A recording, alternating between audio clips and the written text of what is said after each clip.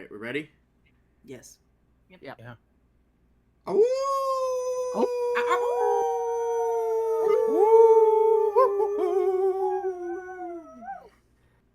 Woof. Tune out! Tune in! Tunes are hot! Tunes are in! Hey everybody, welcome back to a brand new episode of Tooned In. And my god, it has been a while.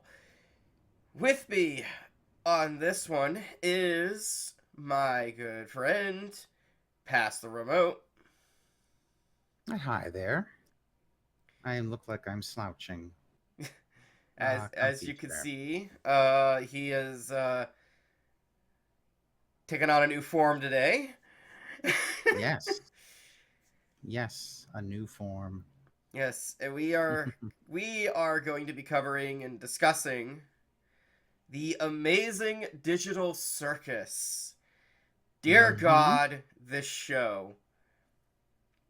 I think we should start with a little bit of a summary. So, this is an independent animated show produced by Glitch. If you don't know Glitch, they also did Murder Drones. They did Meta Runner. They are fully independent. Mm-hmm. They would air their shows on YouTube. Although now it looks like they've gotten a deal with Amazon Prime to put some of their stuff out there, and I think all of it in the future. Mm-hmm. Currently they're going to have Gaslight District, which is one of their current series that's running, and very soon, Knights of Guinevere, which yes. is a series from the creator of Owl House. Yeah, it is so good to see her getting work again, and yeah, fuck it. I can say it. I think we all agree. Fuck Disney. one should always fuck Disney. Yeah, that's just the moral thing to do. Yeah. But yeah, one of the things about Glitch is that they, they're fully independent. I can't remember if they do Patreon and all that. I know they have a merch store where a lot of their revenue has to come from that merch store. I don't believe they actually have a Patreon. I think the only ones who have a Patreon is Vizzy. And okay.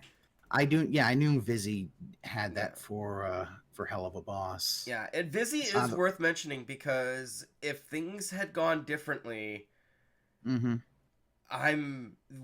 all fairly certain because they're good friends. Vizzy's done stuff with them, and they are good friends. Vizzy and probably would have been worked for.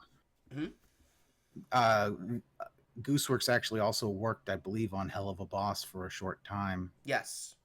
I think it's just for the pilot. Yeah, if things had gone differently, I really think Vizzy would have been a part of Glitch, actually. I definitely think so. Reasonings was the fact that Glitch kind of came a little too late into everything. Has Been Hotel had already kind of gotten deals done and were the slow production time being COVID, writers and voice actor strikes, things like that, kind of caused into that. However, I think had Glitch been fully into doing and producing other people's shows other than the founders, which is who they first started, they would have Vizzy would have done that, definitely. I could see that. I think that she oh no! You good? I'm a cartoon. I'm moving my camera because I kept doing weird stuff. Let's see. I'm gonna try the camera right here. There we go. Perfect. Yeah, that's normal. I'm a.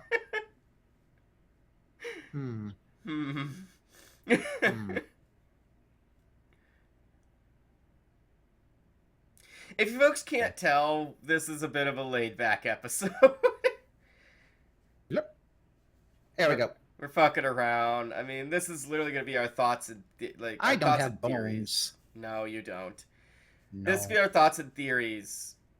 Because Yeah, because it Amazing Digital hasn't fully Circus come is, out yet. yeah, it's not done. There's still three Yeah, more episodes, which is gonna also literally be the last half of the series because it's gonna be the Yep. length of those other six, those first six. Mm-hmm. Like in total, it's crazy. Things are gonna get dark, but we'll get into that. Ah, yeah. So Amazing Digital Circus came along. I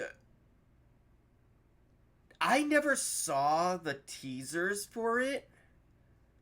I didn't either. I think you actually are the one who actually showed me the pilot. Yeah, for me, it was like it just popped up because I was like aware of some stuff that Glitch was doing, and then just it happened, and I'm like, what? Hold on, what the fuck is this? And I watched it when it came out, and I was like, what the fuck? Oh yeah. Now, and for those of you who don't know, ooh, I just look, I'm dancing. I'm dancing. I'm just moving the camera and dancing around. Sorry. If you don't really know, the Amazing Digital Circus is, at least at the time of this recording, the highest viewed video that Glitch ever did. Yep. At like 300 million. Yep. And a lot of Which that happened that- very quickly.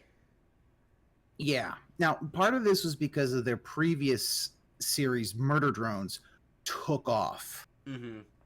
Murder Drones was a huge thing, and this kind of was on that, but they were like, oh, okay.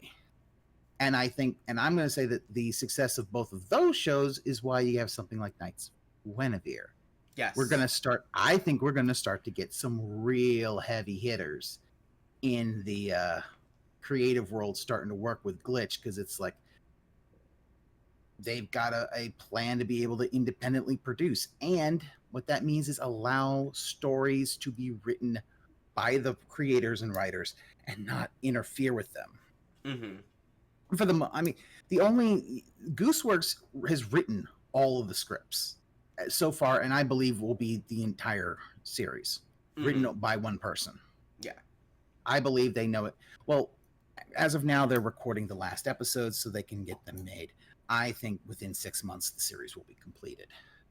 I think That doesn't mean that we might not have maybe other shorts that just show up from time to time, which would be nice. But yeah, no, it was huge. You showed me that, and then it was a long time between that and episode 2. Oh my god, that was long. Oh yeah, And when that- episode and 2 the came fan out, I was base- like, whoa, wow, okay. And then the fan base had some ideas, and they didn't really the Pepsi can decided to mess with my body. I'm possessed. Oh no. So yeah, that was like 8 months for Yeah. episode 2. Yes, it was. They've actually been getting shorter and shorter, I think. Yes. Because I want to say episode 3 was maybe about 6 to 8 months, and then episode 4 is about that time. I think it was like then 5 months. I want to say early this year was episode 4, and then it was June episode 5. Yep. And then 2 months for episode 6. And episode 6 is the longest one so far, if I recall correctly. And from what they said too, like it's been confirmed, episode 6 was originally supposed to come out a month earlier than that. Yeah. But I think they took this time to learn how to do everything so that they could start doing that. Mhm. Which means actually I think there is a chance, a slim chance, but I think there's a chance that they're going to try to get everything done by the end of the year. That's a possibility. I mean, but what we know, okay, so let's a little behind baseball. This is being recorded around mid-September. Yep. And we know around the end of October, we believe, is when it's going to be, episode 8 is going to be released. We believe everything kind of points to the 24th. Yep. I think that's where their target is. That's only going to leave 2 months to get both episodes 8 and 9. That's very fast. I mean, Mhm. they do. I think they've gotten faster at what it is, but that's asking a lot. I'm not Well, going to. I wouldn't bet money on it. so Let's just say. here's the thing, Mm-hmm. and I highly recommend people do this with certain channels. It's interesting. If somebody has already finished their videos and uploads them, setting them for a specific release date, Mm-hmm. if they're in a playlist, Oh yeah. it'll already Because show as one unviewable, one hidden, if you Yeah. look at the list. And that's how I found out that they already had episode 7 in the can. Hmm. Because it said that there's 7 in that playlist and only 6 are visible. Yeah, and the fact that once episode 6 came out, you started hearing that the voice actors were voicing the final episode. Mm-hmm. So I definitely do think that they are nearing the end of everything on that, which is fine. Initially, there was going to be 8 episodes similar to Murder Drones. However, episode 7 was so long they had to cut it into 2. So Yeah. the idea would have been 6 episodes and then 2 to finish everything, to really ramp things up, which does feel a little bit like what Murder Drones had. Like, that story really kind of ramped up in the last 2 episodes. It really did. But being the fact that this is now going to be a halfway, it does feel a lot more like a 2-act play. Like, we've fully finished Act 1 now, and now we're getting into Act 2. And shit's going to get real. So, let's talk a little bit about... Oh, this camera's going to piss me off. It's already doing it, but that's okay. Do you want to just go back to normal? Because I think it would. I think it will. I think I will go Yeah. back to normal. Yeah, let me go do that. Okay, give me a sec. I try to make it work, but man, this is... Yeah. You're just being a little too springy. All right, let's go back to VC face. There we go. Oh, wait. Huh. Well, I guess... Dear God! Huh. I don't think this is what you were No. thinking about when you said normal. No, it's not. Do you want to have a staring contest? I will lose. Oh my God. There we go. We'll just do that. Yeah. Right. Okay. There we go. All right. The camera's can gonna... move. Oh, yeah. Oh, I guess so. Hold on. I might have to just make sure everything is good. Using 2 different programs might have just decided to... But anyway.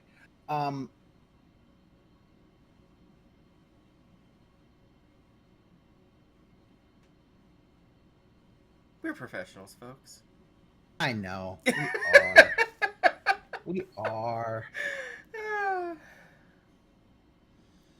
Okay, well, I'll figure it out. Yeah, no, It'll figure itself out. Yeah, I'll let you figure it out as we keep going. Yeah.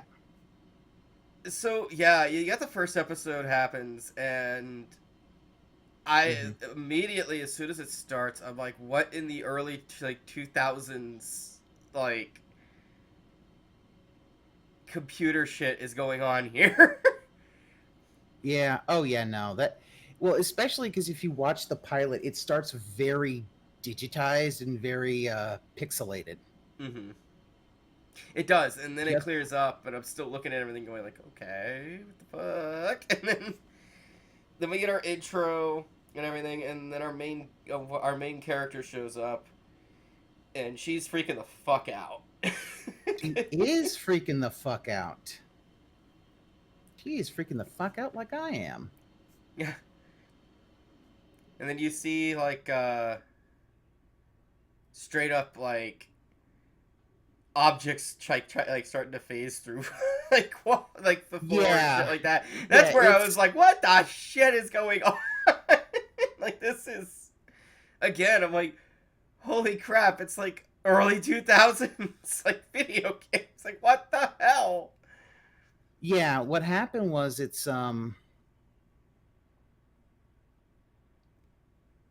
There you go. there you go.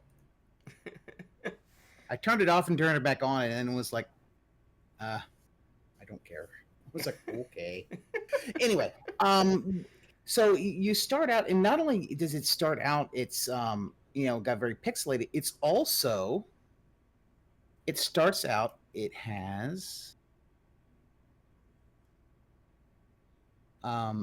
it starts out in a 4x3. Mm-hmm. Very pixelated, very, I don't even say 2000s, I think 90s. I think 90s early CG rendering. Mm-hmm. Which would make sense because if you know anything about this, one of the biggest inspirations for this was Harlan Ellison's short story and I think the video game adaptation of I Have No Mouth and I Must Scream. Mm-hmm. Which, if you don't know what that is a very nice short story about a computer that gets a little bit mad and decides to kill the world and torture 5 people for eternity. Mm-hmm.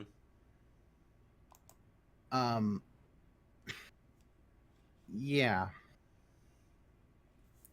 And so, it's a, if you've ever seen it, which is very famously, Harlan Ellison voiced Am, the evil computer. Sometimes called the Allied Master Computer. Mm-hmm. I think I'm gonna sit down. Okay, I was gonna say, you good, bro? I'm good. I'm good. Anyway, so they are trapped in with a computer who can basically do a lot. Yeah. It's a super. Basically, think of it as what happened if God was a dick. Yeah. It even more so than, let's say, like Chuck Jones's short Duck Amuck, Mm-hmm. where Bugs is kind of messing with Daffy, but it's a bit of that. But this is like he can do things that a computer shouldn't be able to do. It's basically they literally made God. Yeah. Which, by the way, I highly recommend the story. I highly recommend the comic if you can find it. Oh, yeah. And definitely the game. The point and click game, really fucking good. Highly. Point and click game is great. Yeah. That's also the only way it got made is when they asked Ellison if they could make an adaptation. He was actually part of the writing of that. That explains why. Yeah, He was. Yeah, he okayed the changes. If you don't know, Harlan Ellison also was very, very protective of his intellectual property. Mm-hmm. As somebody who was doing genre fiction, he was a writer. He writes the stuff, and the only other kind of income he would get would be if they wanted to adapt the stuff. He gets a paycheck from that. Mm-hmm. So it's why he did sue James Cameron and all that for the Terminator, because it was borrowed from some of his ideas. Yeah. And yeah. Which does mean that he approved and agreed that the game should have a good ending. He had to be apparently he had to be convinced of it. The game designers had to convince him that for a game, you can't have a game where you cannot win. Yeah. Because the players will always try to find it. Fair enough. So because the thing is, there are a number. I think there is a bad ending, like your regular ending, and then there's a good ending. A good ending is not easy to get. No, it is not. It is not easy to get. That But is yes, a there is. notoriously difficult ending to get. And you can't Yeah. get it at all if you play this game in Germany. I did not know that. Oh, yeah.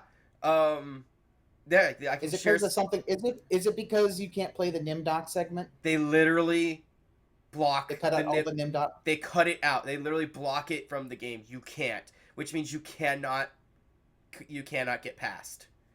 Yeah, that unfortunately that's Germany. If you know anything about Yeah. that. Now, some of the characters in the game were changed. Mm-hmm.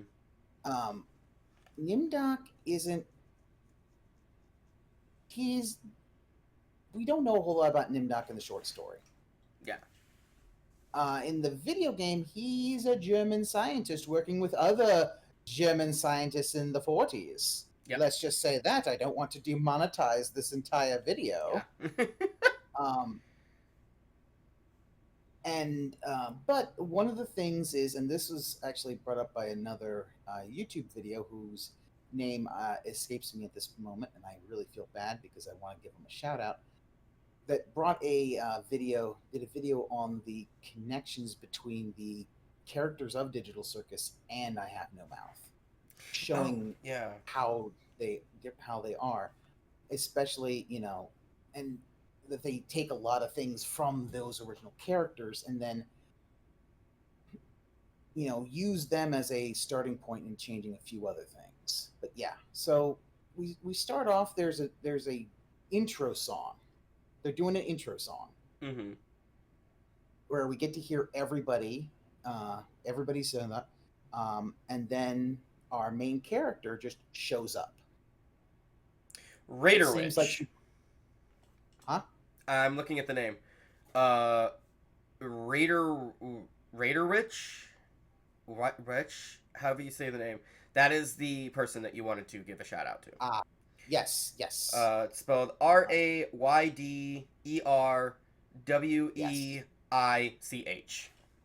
So Yeah, that was after episode 6. I went down a bit of a rabbit hole. I hadn't really gotten out of it yet. yeah, But no. Shout and out that's to them actually because it's a why- really good video.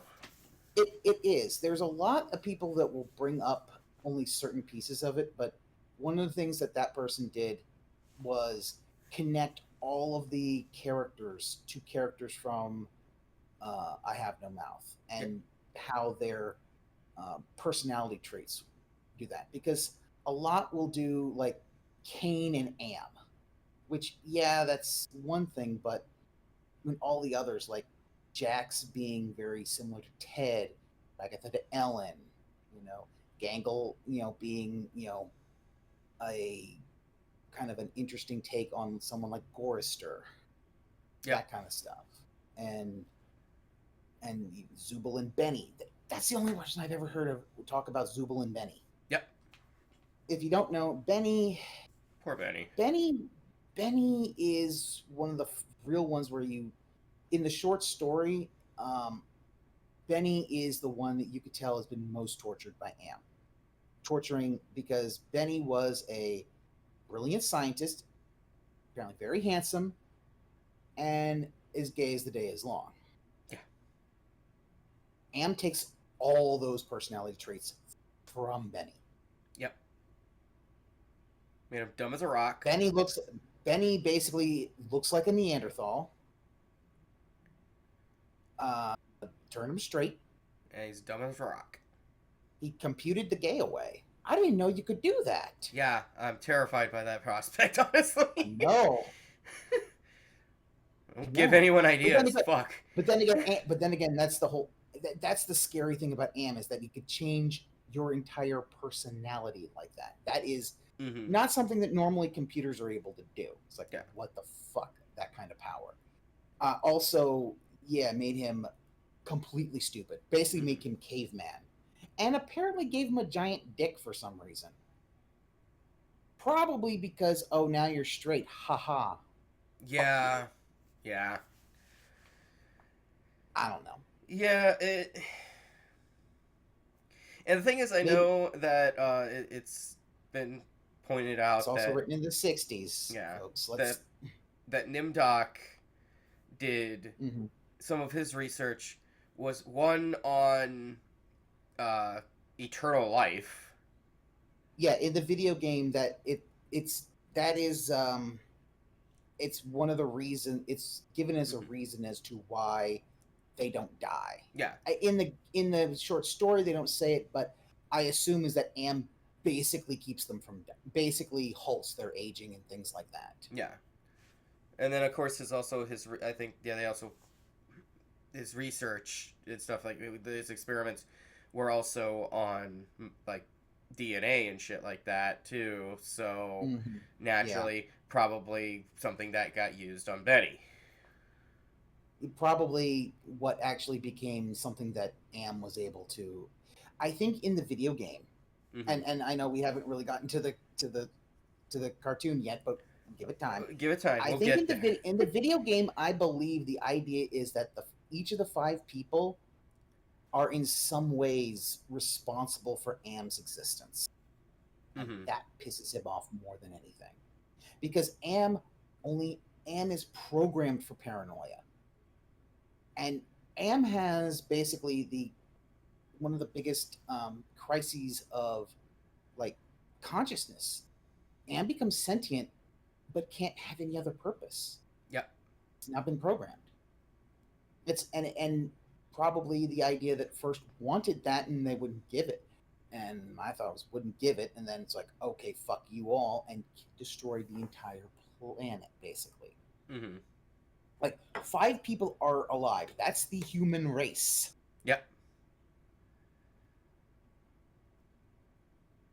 But yeah, the idea is that Am basically tortures them because Am is very much in pain, has no idea what to do. Like, this is all they know, and it doesn't bring Am really any joy. No. Am's not having fun doing this. Do you remember the Justice League episode with is it Amazo, the robot, the android? You remember that scene where the Atom shrinks Lex Luthor down into like the whatever the DC equivalent of the quantum realm is? Yes. And the android, I want to say it's Amazo, but it might not be. I can't remember. But he's asking because he's growing so fast, but now it's like he doesn't have a purpose, and he's panicking. He's having a fucking panic attack, and Lex Luthor's just like, dude, we make our own purpose. Go find yours. Yeah. It's one of the best speeches. I mean, shout out to Clancy Brown, is probably one of the best Lex Luthors out there. Just fucking nails it every time. He's a great voice actor. He nails it every time as well. That he does. It's so weird. It's like, yeah, he's Lex Luthor. He's also Mr. Krabs. Yeah. It's like, huh. It's very odd. We make our own purpose. Go find yours. Now where's me money? It was actually weird when but you can't have me formula. My friend showed me when I think it was the 20th anniversary where when they did the live action. And you could and you saw all of them, and it's like, it's so weird seeing, because Clancy Brown's also a tall dude. Yes, he is. He's a big dude. And just seeing him in the outfit of Mr. Krabs, it's just like, man, it's just surreal. It's like he's the Kurgan. He's the Kurgan. He's the guard, the main antagonist guard from Shawshank Redemption. Yeah. You know? And then he's like, money. He's in John Wick 4. Yeah. Remember? He's the... Oh, shit. It's like, yeah. It's like, it's so weird because it's like, you see him, because he's his size, he's very intimidating. Yes. Although I've heard he's like a super nice dude. Oh, yeah. I've not heard anything bad about him, but that size, he can play an intimidating motherfucker. And then he's also being silly Mr. Krabs. And it's like, but anyway. Like Tom Kenny, you're not fucking shocked. Tom Kenny, I'm not. Well, no. Think of that, like, oh, you're the voice of SpongeBob? I'm not shocked at all. Well, part of it was... Okay, part of it is I'm a little old to have watched SpongeBob when it came out. Mm-hmm. By the time I had started, my friend had shown me episodes of SpongeBob. I already knew Tom Kenny from Mr. Show. Okay, fair. Yeah. And he'd also been in some other things as well.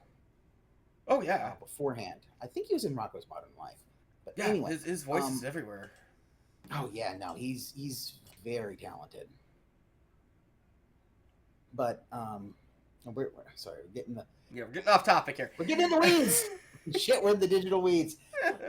What? So we start off.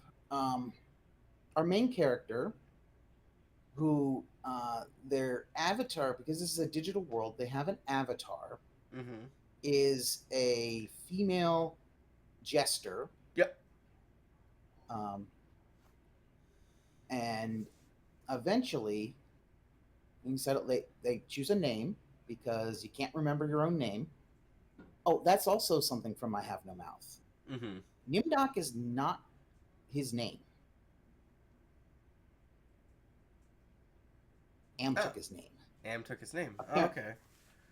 I mean, that is kind of like the idea that Am took from people certain things, and also a bit of just a bit of irony. Like in the short story, Ellen is very chaste initially, and then Am gets a hold of her, and she ain't chaste no more.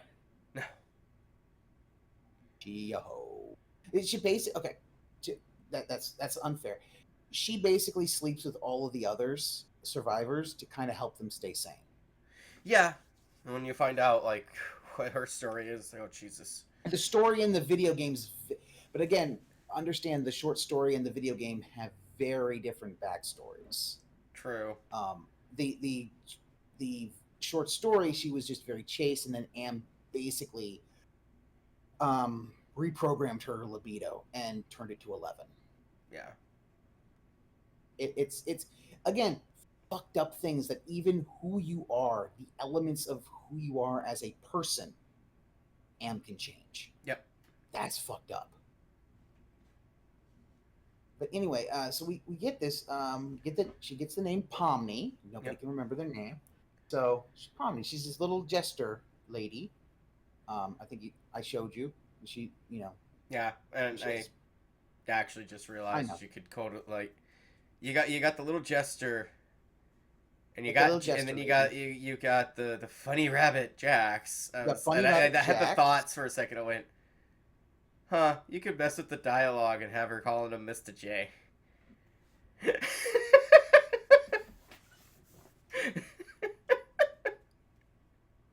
He's shown he's that psychotic. Yeah, but she's not nearly as not that kind of abuse. Which no, thank God, folks. I understand if you want to ship Harley Quinn and Joker, but understand it is not a healthy relationship. No, it is deeply abusive and deeply toxic. Which is ironic that the canonical relationship, the one that is actually pushed the most, is Harley and Poison Ivy, who is literally toxic, and yet that's a much safer relationship. I mean, that comes from Harley and Ivy and the implications that were there, but not ever stated. Yeah. But also, Ivy does actually care. She's the one who's always nursing her back to health after Joker beats the shit out of her, and also, between his toxins and her toxins, Harley is unable to really be poisoned. Mm-hmm. Yeah. Well, and she's toxic as well. I don't know if a Harley and Ivy relationship is as toxic as Joker Harley, but there's a lot of issues. We could do a whole episode on that. Yeah. But let's. We got the little funny rabbit guy named Jax. We've got the Ribbony Gangle with her comedy and tragedy masks. We've got Ragdoll Ragatha. Yep. Who is legally distinct from Raggedy Ann. And lawyers, shut up. You can't sue. We also have. I just realized Jax is Jackrabbit. Yep. That's where you Oh get yeah, the no, name. they're all. Yep. We then have Zubul, um, who is Hey, whatchamacallit? it's like if Gwyneth Paltrow's company Goop made Mr. Potato Head. Shit, that's not far off. And then we have our last member, the GOAT, Kinger. Yes, Kinger's the best. Kinger's the best. So when we start off, Kinger is rightfully out of his goddamn mind. Yeah. And let's actually kind of go with all the different so who they all kind of represent, because they don't take all of the different things. So Kinger definitely is Nimdok, especially the way that he cannot remember anything, and his association with darkness, which comes from the short story, and in the video game, him literally not remembering what he did. Like he is completely out of his mind. Which is how in that part of the game you find out someone should have been tried at the Hague. Yeah. Making war crimes. Yeah. So that's Kinger, who doesn't really remember. He is also the one who's longest. I actually wrote everything down. The order of people coming into the digital circus, of the people who are still around. Got Kinger, been the oldest, been here the longest. Then Ragatha, then Jax, then Gangle, then Zubul, then Pomni. I can tell because apparently, according online, Jax actually gave Gangle her name. Of course. And what we know in episode 5, both Zubul and Pomni like exploring abandoned buildings, which I think is where they got to the headset. The idea now, Pomni, she puts on a headset here. Now, here's one of the bigger questions. Is this their actual selves, or are these digital copies? Yeah, which, depending on which one it ends up being, will very much change the end game of this story. Yeah. Yes, there's evidence that it is maybe just a copy, because when in the end of episode 1, you'll see the desktop with the headset. Yep. There's nothing next to it. So either, which means there isn't like a body that's comatose, like it's fucking Sword Art Online or anything like that. Yeah. They either, it scanned their brain and put their mind into the circus, or they got basically Tron scanned in. Yeah. Where they got broken down, brought into the game. Yeah. It's a very good possibility. It's a possibility, and the fan base has been for years trying to figure that out. But yeah. Because if that's the case... Yeah, that's... Go on. Sorry. I was going to say, if they're just copies, that means there is no way out. No. Because their regular selves of just going on living their lives. And they are just basically remnants.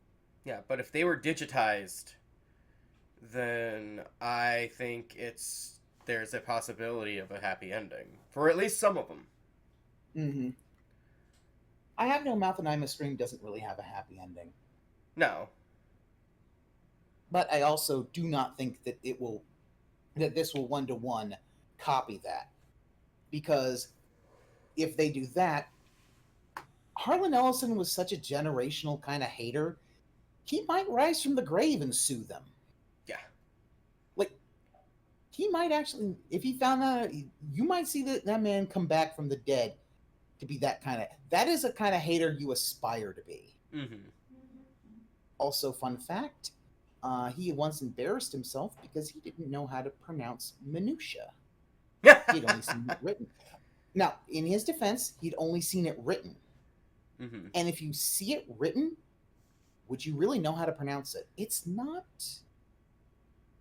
He has like Minayute, because, you know, Yeah. if you've only looked at some, especially the English language, you always look at some of those words, just like, I don't know how to pronounce it. But yeah, it's minutia, and and for someone like him who can be a bit, I've heard that he can be very pleasant if he likes you, but if he doesn't, he's a cantankerous old bastard. Yeah. So, you know, and I've heard allegations he wasn't the greatest person. Might have been a little, in his old age, but a little touchy-feely. I mean, doesn't surprise me. No, I mean, someone, he died in 2018 and he was like 80. Yeah, that's how people are. And, Well, you know, you write those certain types of stories, and from what I have noticed, a lot of the people who do tend to not be the greatest of people. you know. Yeah. I hate to make that correlation, but it just seems to happen a lot. Yeah, it's... Yeah, I don't know. I've heard things, people met him and he was very kind and cordial. I'm wondering maybe if there was some mental issues, you know, some like kind of emotional regulation issue, you know, disorder or something like that, that he might have suffered. That's a possibility. I don't know. I'm not, and I'm not trying to excuse said behavior, because it's not excusable. I'm just saying, I've heard many different things, and it's like, huh. That some people was like, nah, he was super cool with me, and it's like, Because normally, if someone's an asshole, they're a super asshole. They're asshole to everybody. Yeah. So, I think he was just grumpy, and as he got older, he got grumpier. Mm-hmm. But that's neither here nor there, because he's dead. Yep. So, I don't want to. I'm not going to dig him up to put him on trial or anything, because No, it's fine. fuck it. We're done. I'm going to leave him alone, because this might be a please don't wake up, please don't rise from the dead. Okay, I won't.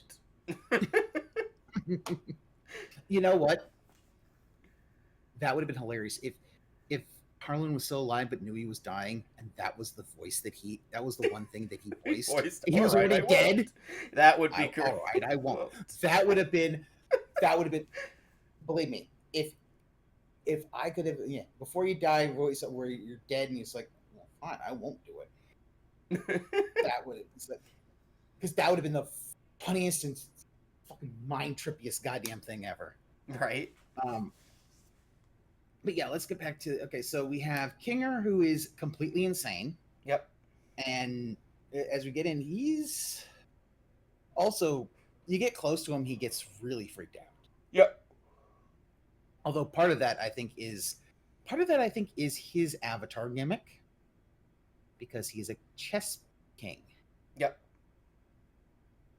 So all of the characters have these kinds of gimmicks, even though some don't always know it. Like Pomni and Jax definitely have a cartoon physics body. Yes, they do. Oh god, stretchy, rubbery kind of thing. Jax definitely feels like he's from the 30s when it comes to that. Ragatha is literally a rag doll. You could stab her and she's just got stuffing inside of her. Yep. Gangle and Zubul, their gimmicks are much easier to see. Gangle has the comedy tragedy masks. Comedy mask breaks, underneath is the tragedy mask. Yep. I'll go into that a little bit later, because oh boy, there's a lot to unpack on that one. And Zubul is made out of pieces of toy, kind of like, as I said, like Mr. Potato Head. They arms, body, and all that can connect, and can also be used even if disconnected. Like the first time when Jax takes Zubul's hand and starts scratching his back, and then Zubul uses the hand to strangle him. Yeah. But also they don't feel right. It doesn't feel right. So there's a box of Zubul pieces, and each episode Zubul looks different. Yep. Yeah. Yeah, and I mean, obvious. As I say, it's an obvious body dysmorphia Mm-hmm. thing, especially for because I believe Gooserix is trans, and Mm. if you've seen one of their avatars, is the square looks very similar to Zubal's head in shape. Yeah. Uh, Yeah. but I we don't know if Zubal actually is trans. Zubal basically uses whatever pronouns. I have. It's Uh, very much implied, it's implied, never especially when stated. Jax says what he does at certain Mm-hmm. points. I'm like, Well, it yeah, says he says it says Zubal turns straight. Like I kind of as soon as I saw it was like the she only because of hearing the voice. It sounded like a feminine voice. mm-hmm.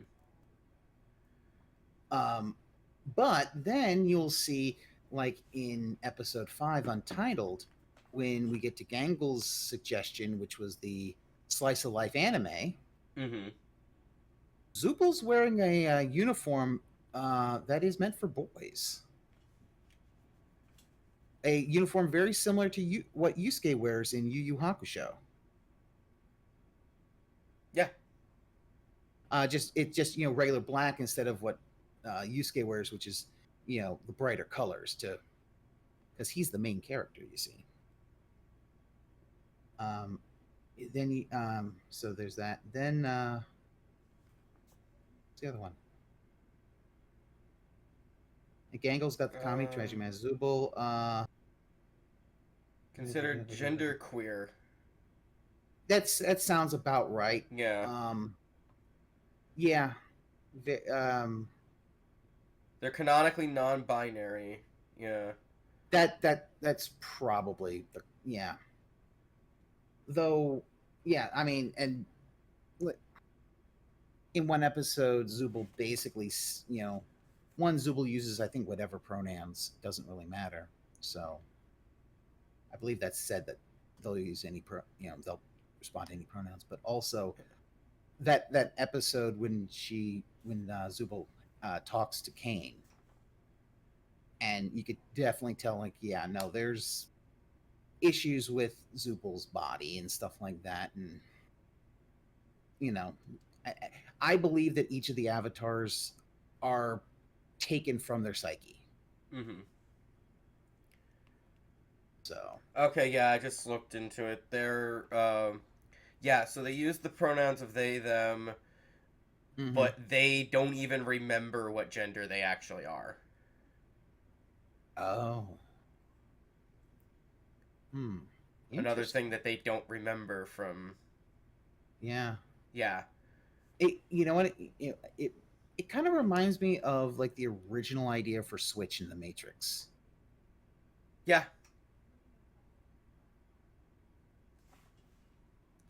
Yeah, no, and I kind of wish that when we learn about the I wish that had been there, because then people could be like, "A Matrix isn't a trans allegory. Have you learned what they originally wanted to do with Switch?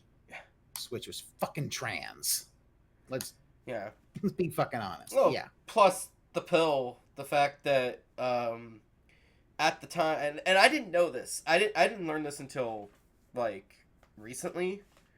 Mm-hmm. Because I was like, well, but wait, that should have been a blue pill then. The blue pill would have been the right one. No, at the time when it came, like before the Matrix came out, but when they were working on it, the estrogen pills were red. They weren't little blue pills. And so that's why they used that as a thing, because the Wachowskis were dealing with that way before. They've been dealing with that for like a long time, and then just finally decided. But they even slipped that into their work, and they're like, "Yeah, took the red pill," because at the time it's like, "Yeah, I chose to see things how they're supposed to be. Yeah, I took the right pill to become the me I'm supposed to be." Yep. Yeah. Yep. By the way, love you, sisters. You are awesome, girls. You do some cool shit. The movie is kind of that whole allegory and everything that kind of helped me too. Mhm. Won't lie. I didn't care for the fourth one. Nobody But did. the fourth one didn't need to be made. No. And the second and third probably could have been cut into one movie and Yeah. been a lot better. But Things fell anyway, apart. That's a whole different thing. But that's a different thing. the first Matrix, But still the Matrix, wonderful. first Matrix is a certified classic. Yeah. Certified classic. I mean, I was in high school when that came out, and that I guarantee that was everywhere. You know what? Come to think And of people it, were fucking around with. They would do the Matrix, that would Trinity help, and they would just bend back and do that. That shit got done so much in high school because people were just during times where people just fucking around because it's like you got nothing else to do. Matrix was Remember, the we first. didn't have smartphones. Yeah. Matrix was the first R-rated film that I saw on my own as a kid. I could see that. I went over to a friend's house and they're like, "Hey, you want to watch something?" I'm like, "Sure." And they popped in the Matrix. I was like, "I like this." Yeah. The Matrix is not my first R-rated movie I ever saw. Yeah, no, it was the first one I watched by I think- myself, like without parent I think- supervision. Yeah, I can't remember. Well, my parents weren't there. I was at a friend's house, but mine was RoboCop. Oh god, I can't quite remember. I know, like I think my first R-rated comedy I saw with my parents was Blazing Saddles. Mm. And Yeah, it was a little- they made hold certain on. I knew not to repeat the shit I heard in that movie. You know what? Maybe I might be wrong on that. I just need to check rating of one movie and.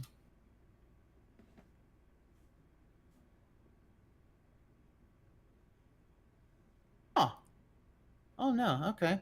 Monty Python and the Holy Grail. I thought might have been an R-rated movie, but no, it was actually PG. Yep. Oh, interesting. You never know. I mean, good God, that movie has a lot of stuff in it where you're just like, okay. Anyway, but yeah, RoboCop was the first one. Fair. Yeah. That was up there for me. Yeah, that's. But anyway, So yeah, this is going to be a long drive to. This is going to be like remember those Family Circus comics Yeah. where Billy goes around? That's what this podcast is going to be. Yeah. So, we've got a cast of characters, and they are stuck in this digital circus, which seems to be almost like interactive 90s game. Yes. Oh with my god. Kane, who is basically an AI designed to create adventures for Mhm. folks. The problem, though, is that nobody can leave, so people start going crazy. I believe the initial thing was that you create your avatar and you can log in, log off at will, which would make the entire world be a little more bearable. Then you'd be like, Suba would just like log off for a little bit, Yeah. and then would just show up whenever they really want to do an adventure. However, that is not the case, and unfortunately, people seem to be trapped. Yeah. Now, one of the other big things that we got to talk about that came up in the first episode is what happens if your will and your sanity fully breaks. I think And I'm watching that right now with your model. I know my model seems to decide it doesn't actually want the camera's on, but I'm just stuck. I'm stuck. And apparently VC Face does not want to do anything. Okay. So that means VC Face froze up a little bit. Yeah, I've had A little bit. Okay. had that happen to me earlier. Yeah. Anyway. No, here's what we'll do. There you go. I just closed the they have a little privacy flap for the camera, and I just closed it. Now I open it up. When it closes it with mine, it goes back to its default position. It's kind of like when there have been times like if you've had to get out. Your avatar will go, "Brrr," and then immediately, Yeah. like, like, like you're possessed by a demon. I'm fine now. Anyway, but yes, Kane is the ringmaster. He is creating all these kinds of adventures for everybody to have. Yep. And so you have this, Pomni in the first episode very much is Pomni kind of getting used to the situation. Really, everything kind of, actually, kind of getting over the basically culture shock of the circus, and it kind of settling in that, yeah, she's stuck here, which is one of the big problems. She is completely stuck. There is nothing that, at this point in time, nothing that she can do to actually leave the circus. So, but there is also one big thing: you can't die in the circus. There is something that can happen that is like death. It's called abstraction. Yep. This is when your entire sense of identity just shatters. It is what completely breaks you. And when you break, as far as we know, that's a permanent break. And you lose who you really are. Yep. And if you look at it, they become basically this mess of eyes and jagged polygons. Yep. It is not fun. No. And one of the members, Kaufmo, who they actually do mention in the opening, Yep. but who had not actually been at the opening thing, they go into his room in the first one, and he is abstracted. Yep. He went a little crazy because he was seeing an exit door, and no one else could see it. Pomni saw it, but Pomni never met Kaufmo, so she does actually go through with it, but oh boy, does that fucks things up. Oh boy, does that fuck things up. Yeah. Anyway, yeah, so abstraction is basically when a character loses their entire identity, and it is basically death. Mm-hmm. Because you no longer are really who you are. No, you're not. And it's a mess. It's a huge mess. And Kane, does the very humane thing of just throw him in the cellar and forget about him. Yep. Good idea. Hope that doesn't come back to bite you in the ass, but but yeah, that's so. The first episode very much being Pomni, because Kaufmo attacks Ragatha as Ragatha, Jax, and Pomni go to check up on Kaufmo because they don't know where he is. Yeah. So go check his room. Jax has a key.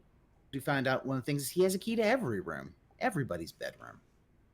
Everybody has their own little bedroom. Yep. Basically a little space of their own. And then I find out, oh, he is abstracted. And Jax gets the fuck out of Dodge. Yeah. Ragatha kind of panics, but I think we should kind of go into some of my things, some of the characters. Yes. Let not do plot stuff as much. Ragatha is toxically positive. She has toxic positivity, in my opinion. Now, if you don't know what toxic positivity is, this I feel, and what I mean is that she cannot, in a healthy way, express negative emotions at all. Like her negative, she can't express them in any healthy way. Everything's going great. So, that's we're having a great time. You just lost your arm. I am. Yeah, I did. Yeah. But everything's great, right? That's fine. Like, that's that kind of like, what?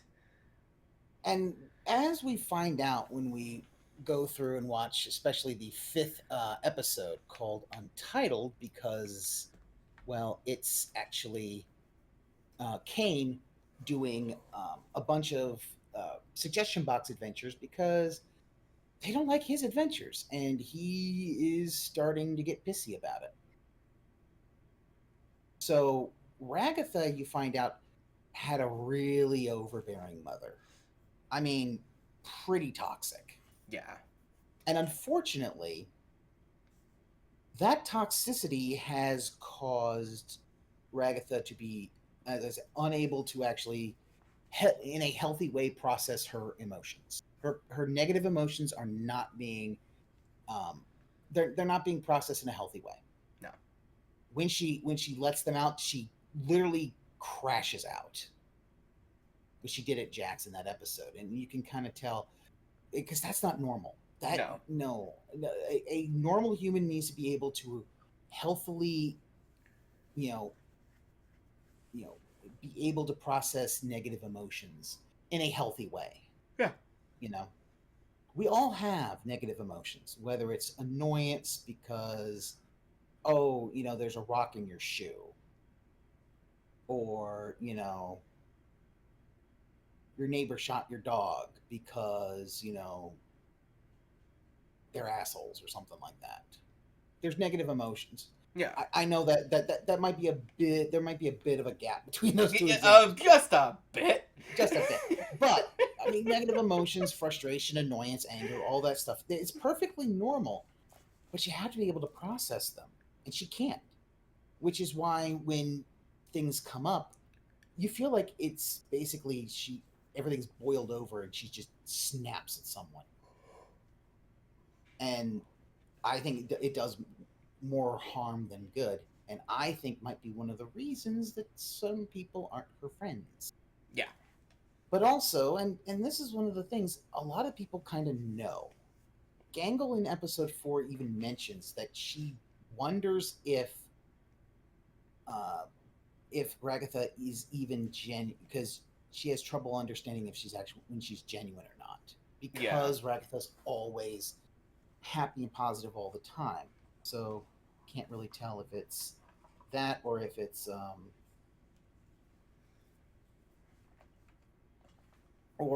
just, it could be a bit patronizing. Yeah. You know what I mean? And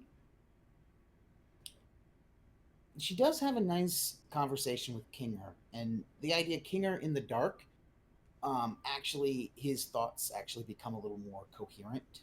He's able to think better. Yep. So his mind actually stops being somewhat crazy, and that's why he's also one of the best characters. Yes. Episode 3, everyone knew Kinger was the GOAT. Oh, and, yeah.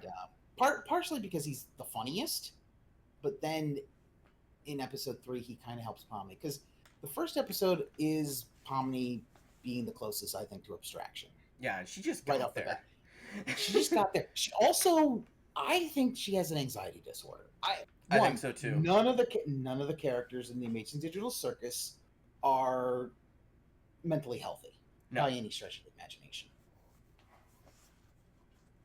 But and she definitely has bad panic attack, bad anxiety. Yes. Then you've got Ragatha, who has a lot of trauma that I don't think is fully dealt with, and is basically burying all that negative emotions, and that's not healthy. Gangle, oh boy.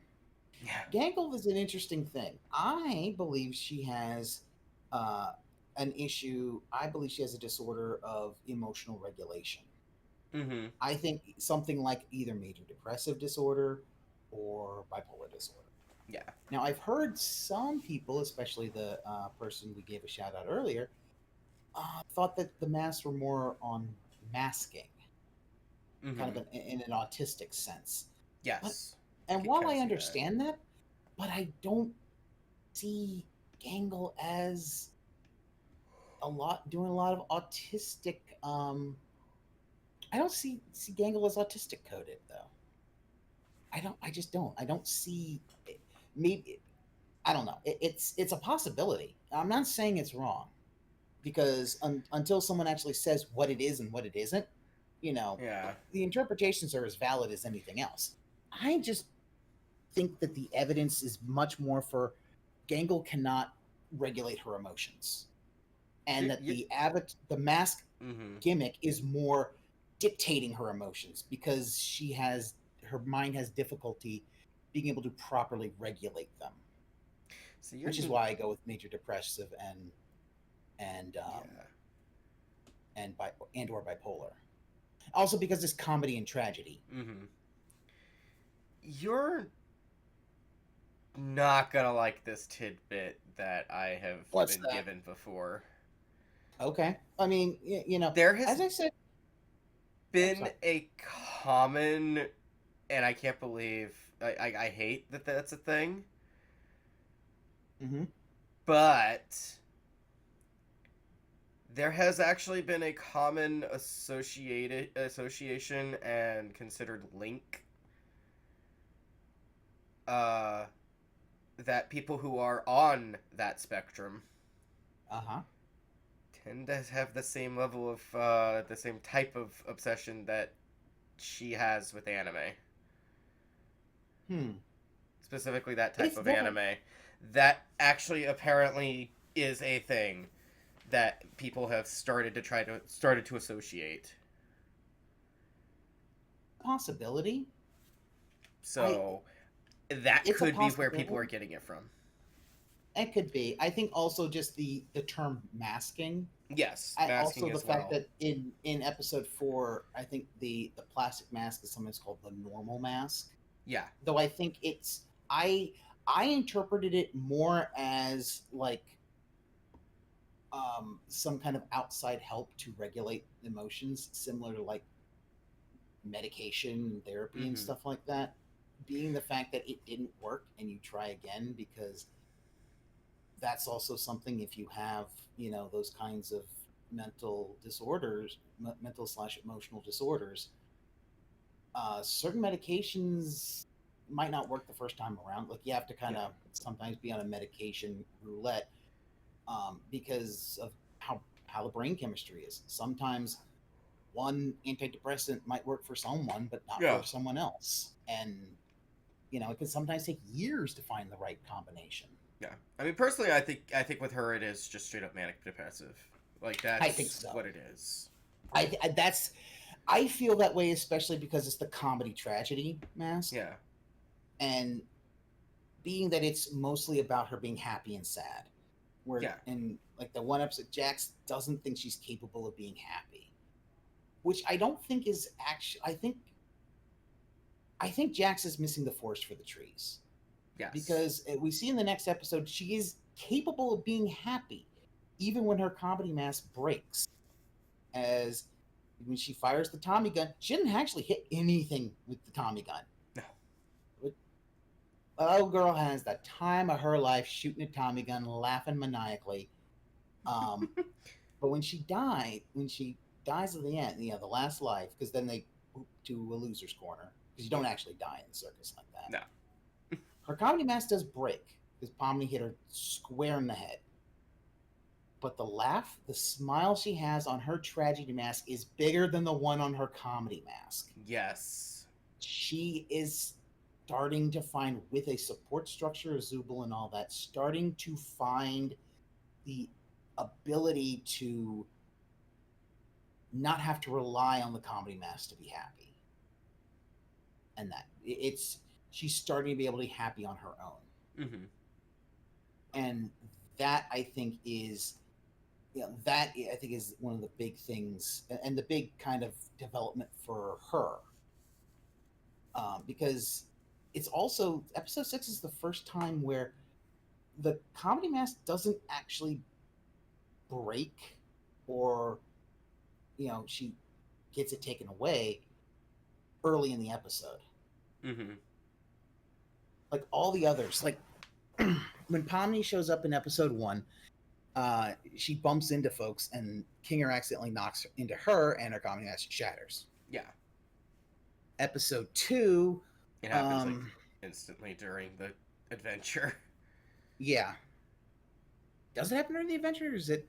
It was. It was while she was when they were standing in the crowd. Yeah. I'll be honest, episode 2 is the one I've watched the least. even though it is one of the more well-liked ones of the fandom. It's just I didn't go back to that one that much. Yeah.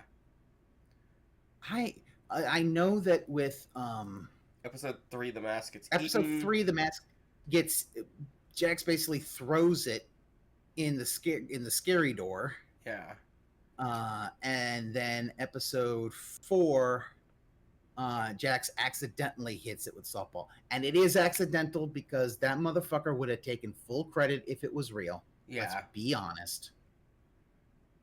True. But also didn't did it accidentally, but never actually apologized for it. Yeah. Doesn't feel he needs to. Food for thought. Yeah. Let's see, episode 5, when Kane mentions some of the adventures he has cooking up, it immediately shatters. Although, Yeah. like, it was shattered when they got out of whatever adventure happened, because we don't actually know the event. They come from an adventure where it was wet and there's seaweed and stuff, and Kane fixes the mask. Yeah. But then when he's talking about his obvious Willy Wonka mask, oh, yeah, okay, I was just looking back at that. Oh, yeah, the mannequin pushes her over to see not Princess Bubblegum, please don't sue. Yeah. And yeah, that's when the mask shatters. And so, but yeah, at 5, she gets very upset about the Willy Wonka ripoff, and immediately it shatters. Yeah. So yeah, it was the longest one, and I think the idea of it, because you were seeing with Gangle, it's the idea that Zubul has become her support structure. Mm-hmm. And with that, has kind of helped her bond with folks. And part of this, and what Kinger actually did say, which is true, that sometimes, one of the worst things people can do is if they feel like they're unwanted. I believe that's what's caused people to abstract. Yes. Most of them, I think. I think that's what happened with Kaufmo. I think it's what happened with Kaufmo, because no one laughed at his jokes. And Ragatha gave a pity laugh that even Kaufmo knew was not genuine. Mm-hmm. We don't know about anybody else. More than likely, the next episode will probably bring in Ribbit. We'll find out how Ribbit abstracted. Yep. Because I do think there is a story to be told there. But, and not only that, but the fact that there are times where you can see others almost abstracting. Gangle, nearly abstracted. Yep. In episode 4. And had Pomni not chosen to take the closing, when Pomni left, Gangle abstracts. She doesn't finish that adventure. Yeah. Because it was close. Until Pomni just says, yeah, I'll close. Yeah. And that was an interesting one also, because we get the backstory that, oh yeah, Gangle was a shift manager at a fast food place. Mm-hmm. And going back to that, you then get things of, like, where, one, Gangle goes a bit on a power trip, but also, like, when she's like, well, if this isn't real, then my authority isn't real. And Pomni's kind of like, I can't remember if she actually says that it isn't, or kind of gives that look, and then you hear the break of the actual mask. You hear that little porcelain crack. Yeah. Which is, the thing is that while the normal mask is plastic, it's basically burying all the actual feelings in the actual mask. The tragedy mask that normally doesn't break is starting to. So that's Gangle. Gangle almost abstracts then. Pomni almost abstracts in the first episode, because she's basically alone. Mm-hmm. I think she gets a little bit better in episode 2 after talking to Gummy Goo. And all that, kind of that heart to heart. But really, it's things kind of get a lot better, especially for her anxiety after episode 3 and her talk with Kinger. Mm-hmm. because at that point, she is a lot better. She's no longer the anxious mess that much, other than a few times, like President Pomni. Yeah. She's a bit anxious of an anxious mess, but that's because Jax is fucking with her. Yeah. Also has one of my favorite things, the baby lamp. A lamp Yeah. that is just a lamp that is in a little the head of a baby doll. It looks very creepy. Also when Jack's like, yeah, I didn't give you one. I want to see what you do. She's like, thanks, Jax, appreciate it. Very sarcastically because Jax is in there. Yeah. But she's right next to Kinger and he's like, I'm not Jax. Yeah. And he just says it with his like eyes kind of looking weirdly. Because his eyes they're cockeyed and I don't think they quite look straight ahead all the time. No, we don't. But yeah. So you have that. Kinger doesn't really abstract.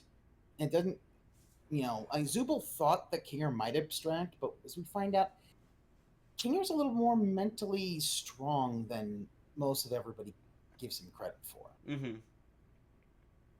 And he does help both Pomni and Ragatha. Ragatha in episode 6, when she's having her bit of crisis, thinking that she pushed Pomni away. Mm-hmm.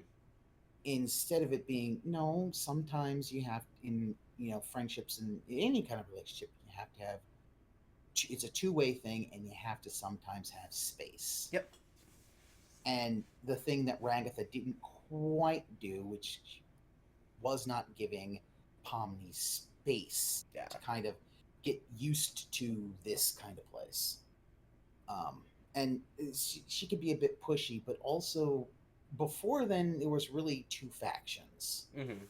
Ragatha's faction and Jax's faction. Because Ragatha, while being very upbeat, Jax. Haven't talked a lot about Jax, but Jax. Yeah. Oh boy.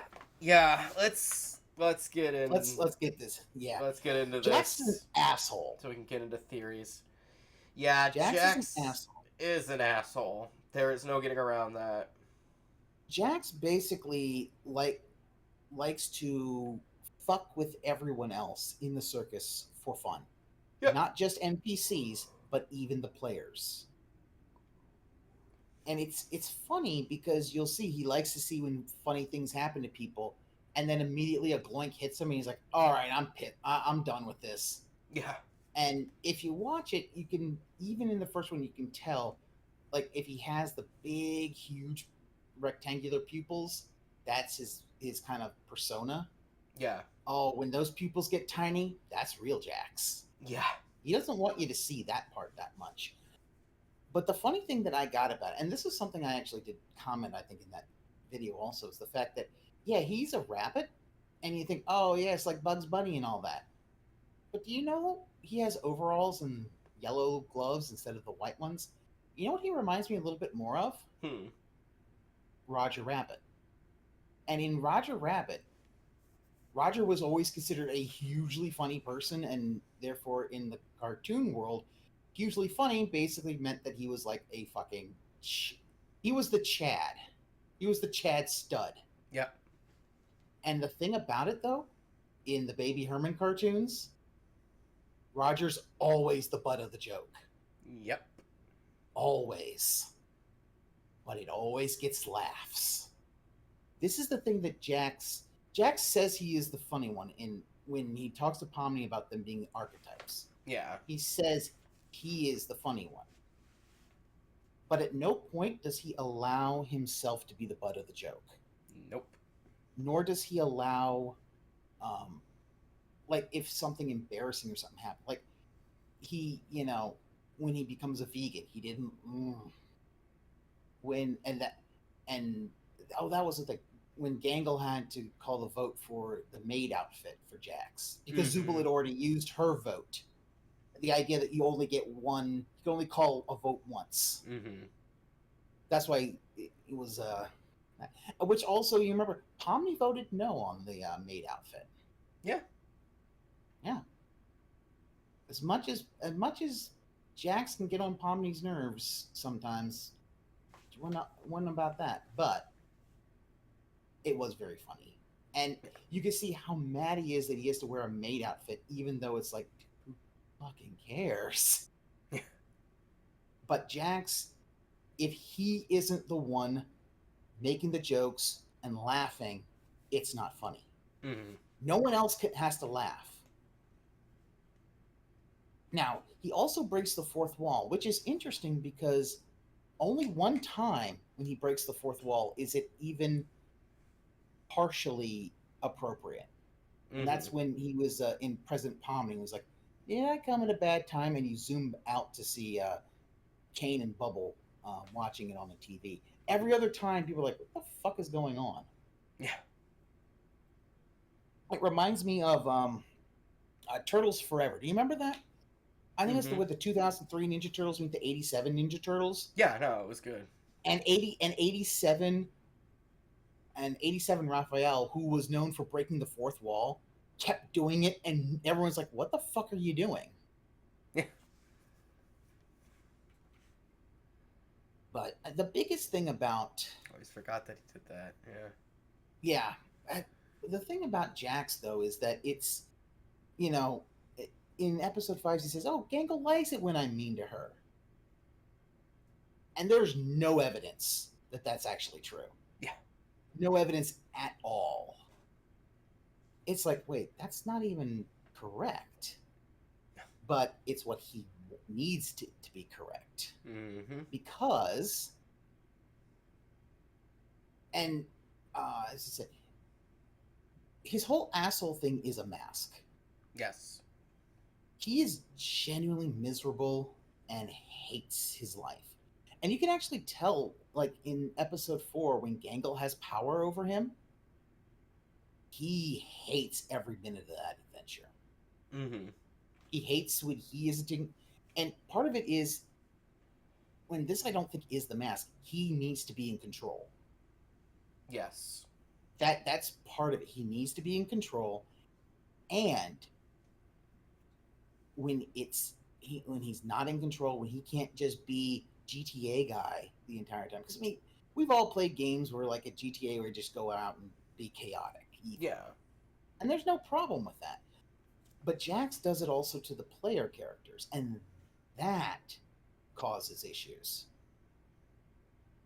And something that he interpreted that I actually don't think Ragatha meant when she said, when Pomni asked, "Do you have any friends?" and Ragatha makes a snide remark of "not anymore." I actually don't think she meant what Jax thought she meant. Mm-hmm. I think she meant that. I think it really was that she and Jax were friends at a point, but now she doesn't. As you said, when she got hit with the stupid sauce, she hates Jax, but she doesn't really want Jax to hate her. Yeah. But she does hate him. Part of it is just because he is just an awful person to be around.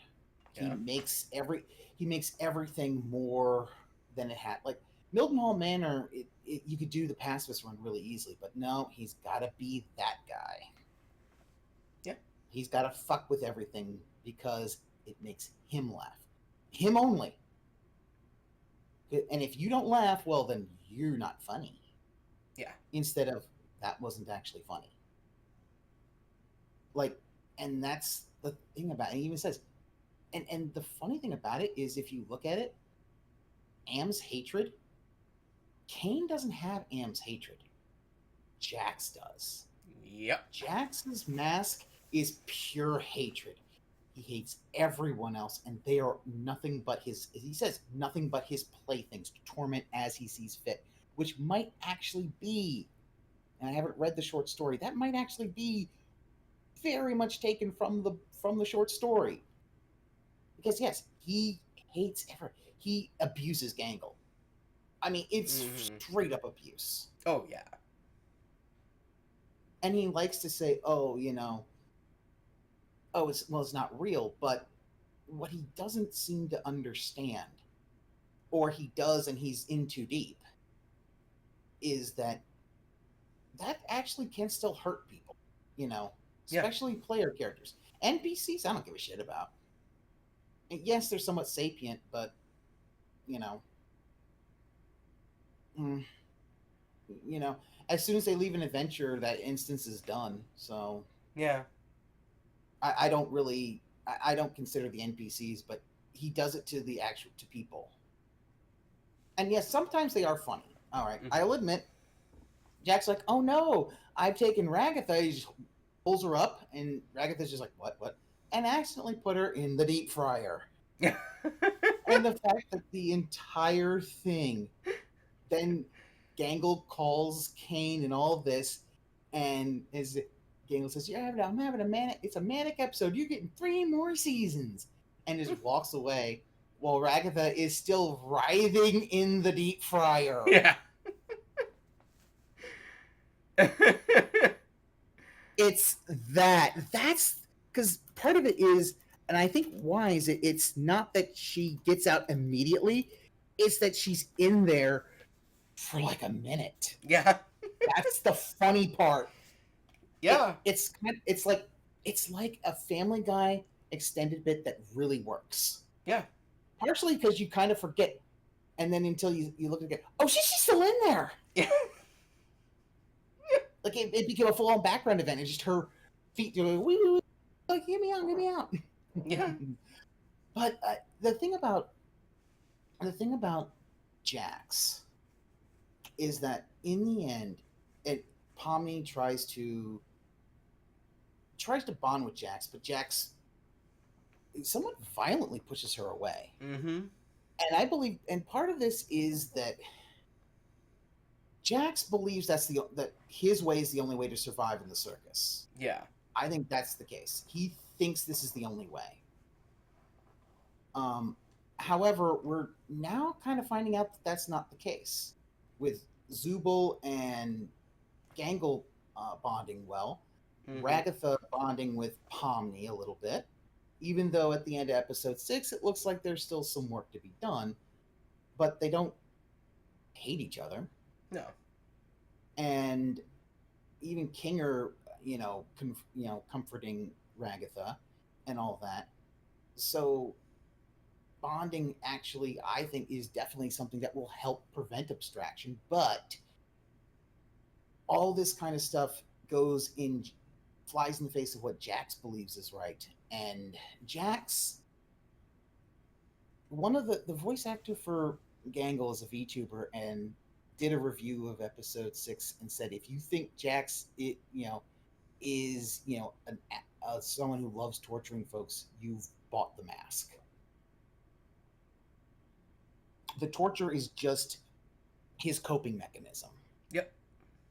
And he can't, so he lashes out at other people because he's completely out of control. He has no control. Yep.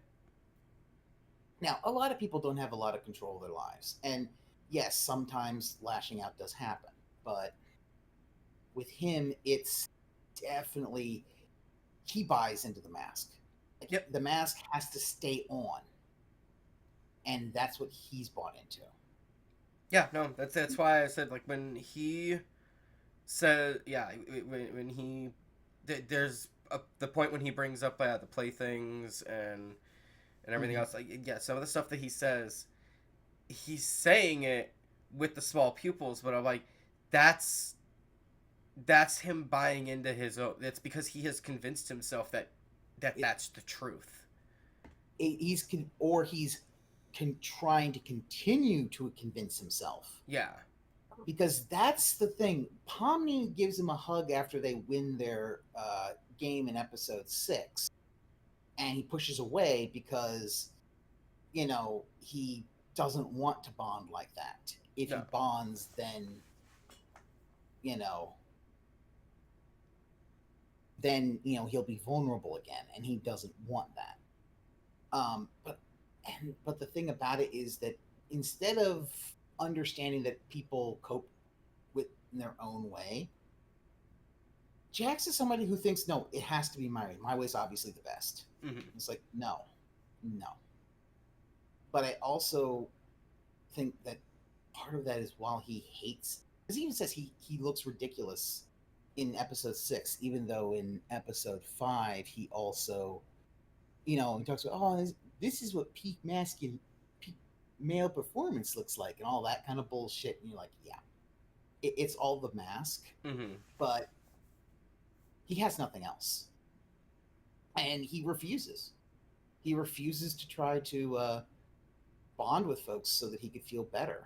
Mm-hmm. So my theory is he won't. I don't see, and I think that there was one video also that did this a lot, and because I think that a lot of people kind of think, well, he's very sympathetic, and yes, he's sympathetic in the fact that he's gone through a lot of trauma.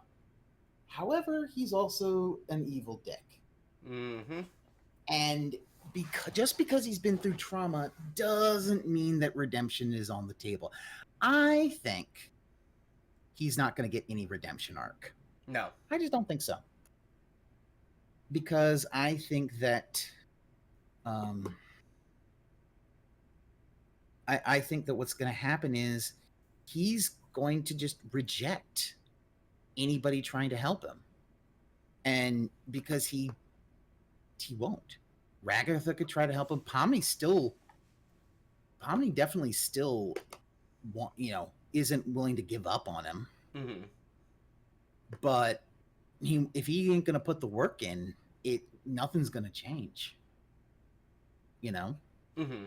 And the reason we did it is because the first 6 episodes are very much character pieces. We've now kind of got as much backstory, I think, as we're going to get for the time being on each of the characters. Mm-hmm. Jax he doesn't like to give his own backstory. Think about it. We don't know anything about his past. That's Episode true. 5, we all talk about. We know that Zubul was a bartender and a tattoo artist. Mm-hmm. Gangle dropped out of community college for art and did fast food. Ragatha was a real estate agent. Yep. Which also this kind of sets how I think the order of them coming in. I think by Ragatha, CNA were about to sell the place, and her getting everything ready to get it ready to be corporate park to be sold, put the headset on and booped in. Jax, we don't really know much about Jax. It's possible because he's got keys to everything that he might actually have hacking abilities, and that might be That's a possibility. Yeah. So he might have been a hacker and saw this and investigated and booped in. Gangle, possible that some of CNA might have been there, and then if it wasn't like burgers and stuff, she might have delivered some food and then booped. And Zubul and Pomni did abandoned buildings. Yep. They have explored abandoned buildings, so there's that. But yeah, Jax doesn't talk about his past. And definitely whenever Jax sees the door to Ribbit, one of the other former abstracted players, definitely gets kind of quiet and melancholic. Yeah. So yeah, I believe episode 7 is really going to show how Ribbit abstracted Mm-hmm. and how that trauma either changed Jax or was Jax actually responsible in some way for Ribbit abstracting. Mm-hmm.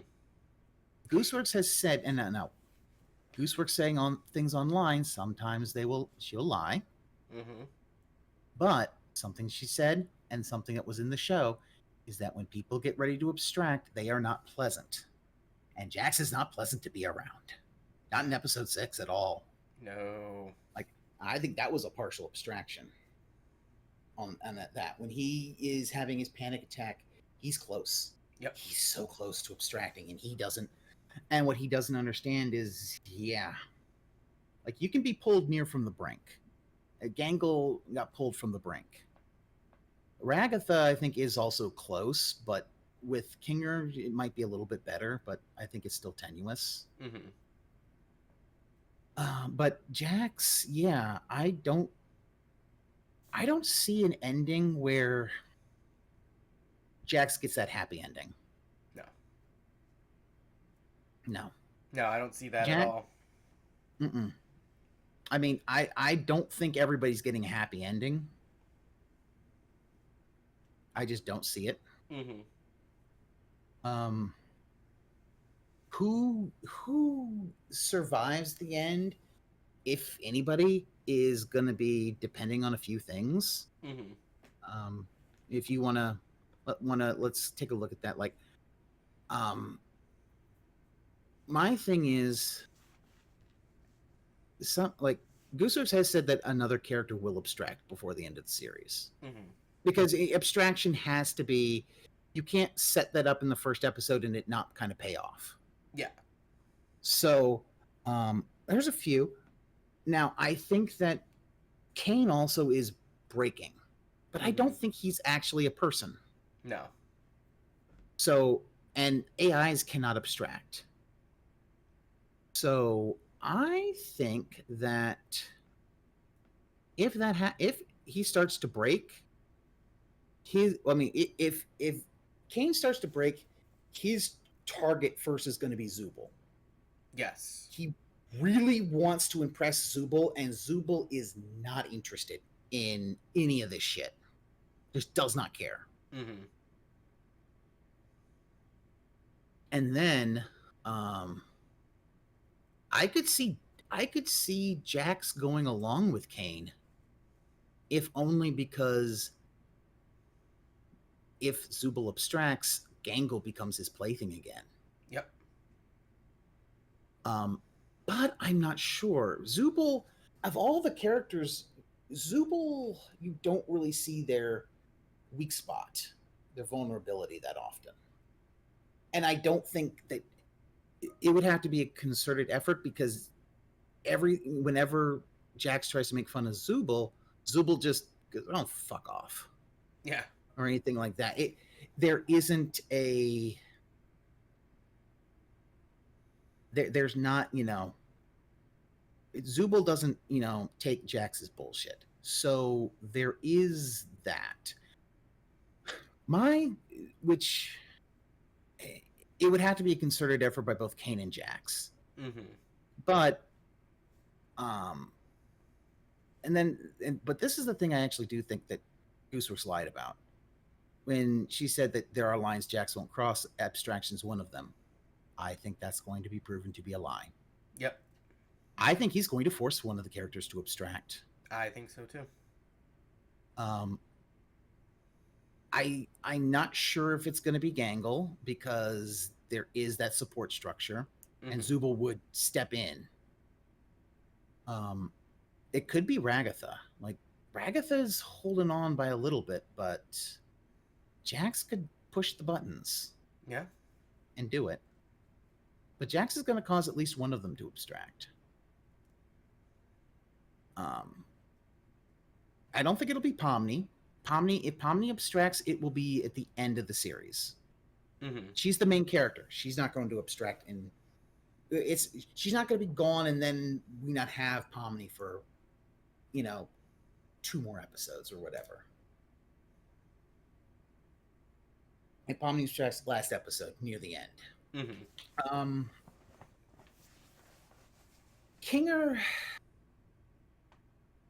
Kinger would be really hard to get to abstract. But there's a possibility, because if, as people think, and my thing is, I think Kinger, he's got the king robes and all that, like his wife Queenie, they have admin powers.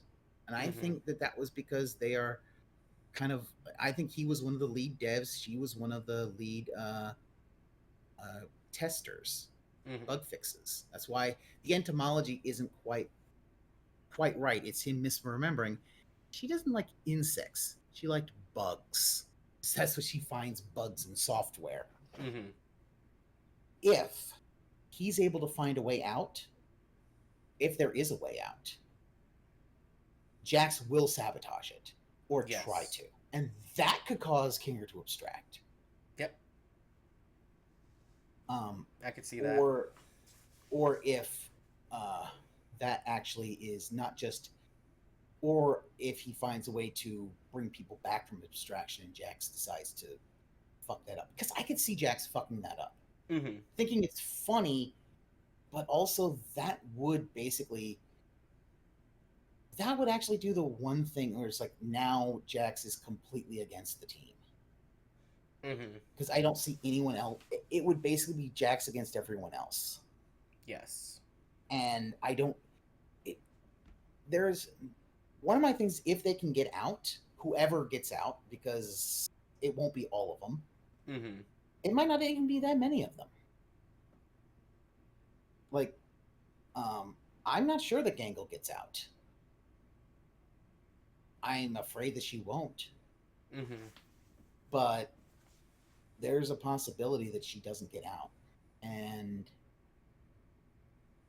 But I know Jax doesn't. Whatever happens to Jax, I believe Jax will be alone at the end. Mm-hmm. And he will find out that this was a big mistake, what he did. Yep. Because if there's no players, he has no if there's no players, there's no fun left to be had. Yeah. It will be a boring existence. So my theory is somebody gets out and disconnects the headset. Yep. Taking it from the computer so no other player goes in. This also, though, would mean that Jax will never be able to find a way out.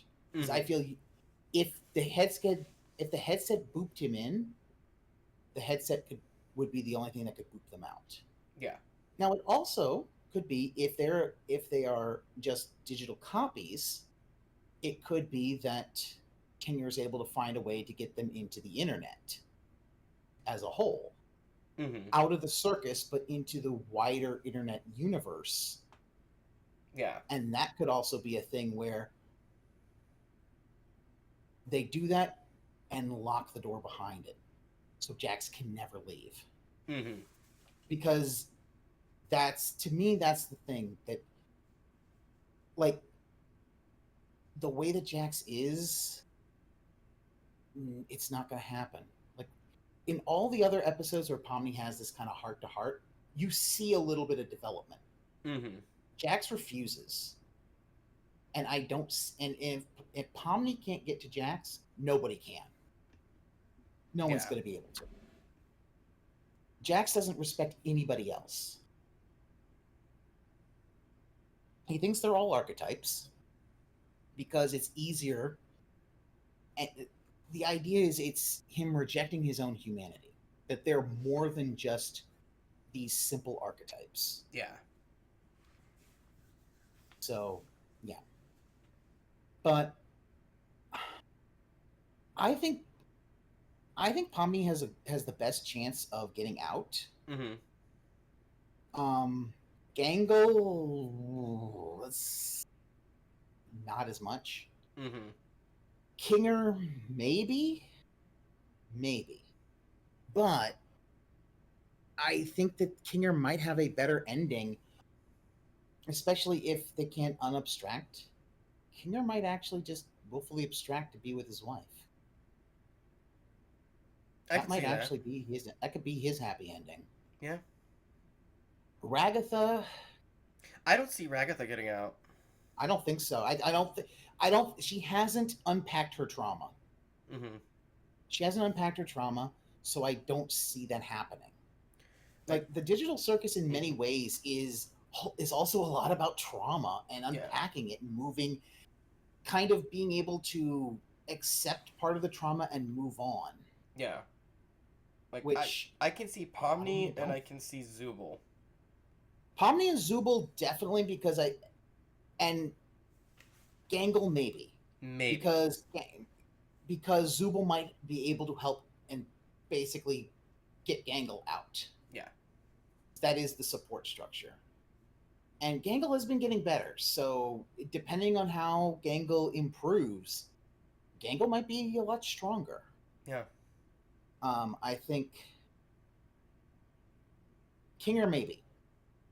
Kinger's a real maybe on that one. Mm-hmm. because it's also possible Kingner gets out and then tries to find a way to not only get the abstracted people out and unabstract them. Mm-hmm. I don't know whether that's going to be possible or not. I mean, there's been That's a a big ton if. of people. I don't know. That's an if. That is an if, and I'm not sure that that's possible. Maybe some of them. Mm-hmm. Maybe. Who knows? Perhaps what he could, because he was able to touch Queenie when she abstracted and not glitch. Mm-hmm. She didn't. He didn't glitch out. Maybe that means that he might be able to at least somewhat, and maybe some of them might be able to be gotten out. I don't know. That could also be a thing where Jack's just like, if you can't get Ribbit, nobody gets, because Jax is selfish like that. Yeah. That is actually a part of Jax, not just the mask. He is selfish. I could see that. Ragatha needs a lot of work. Ragatha would have to really unpack her trauma of her mother and the fact that, yes, this is not a great thing, and it's okay to have negative emotions. Mm-hmm. And I don't know that she's ready for that. No.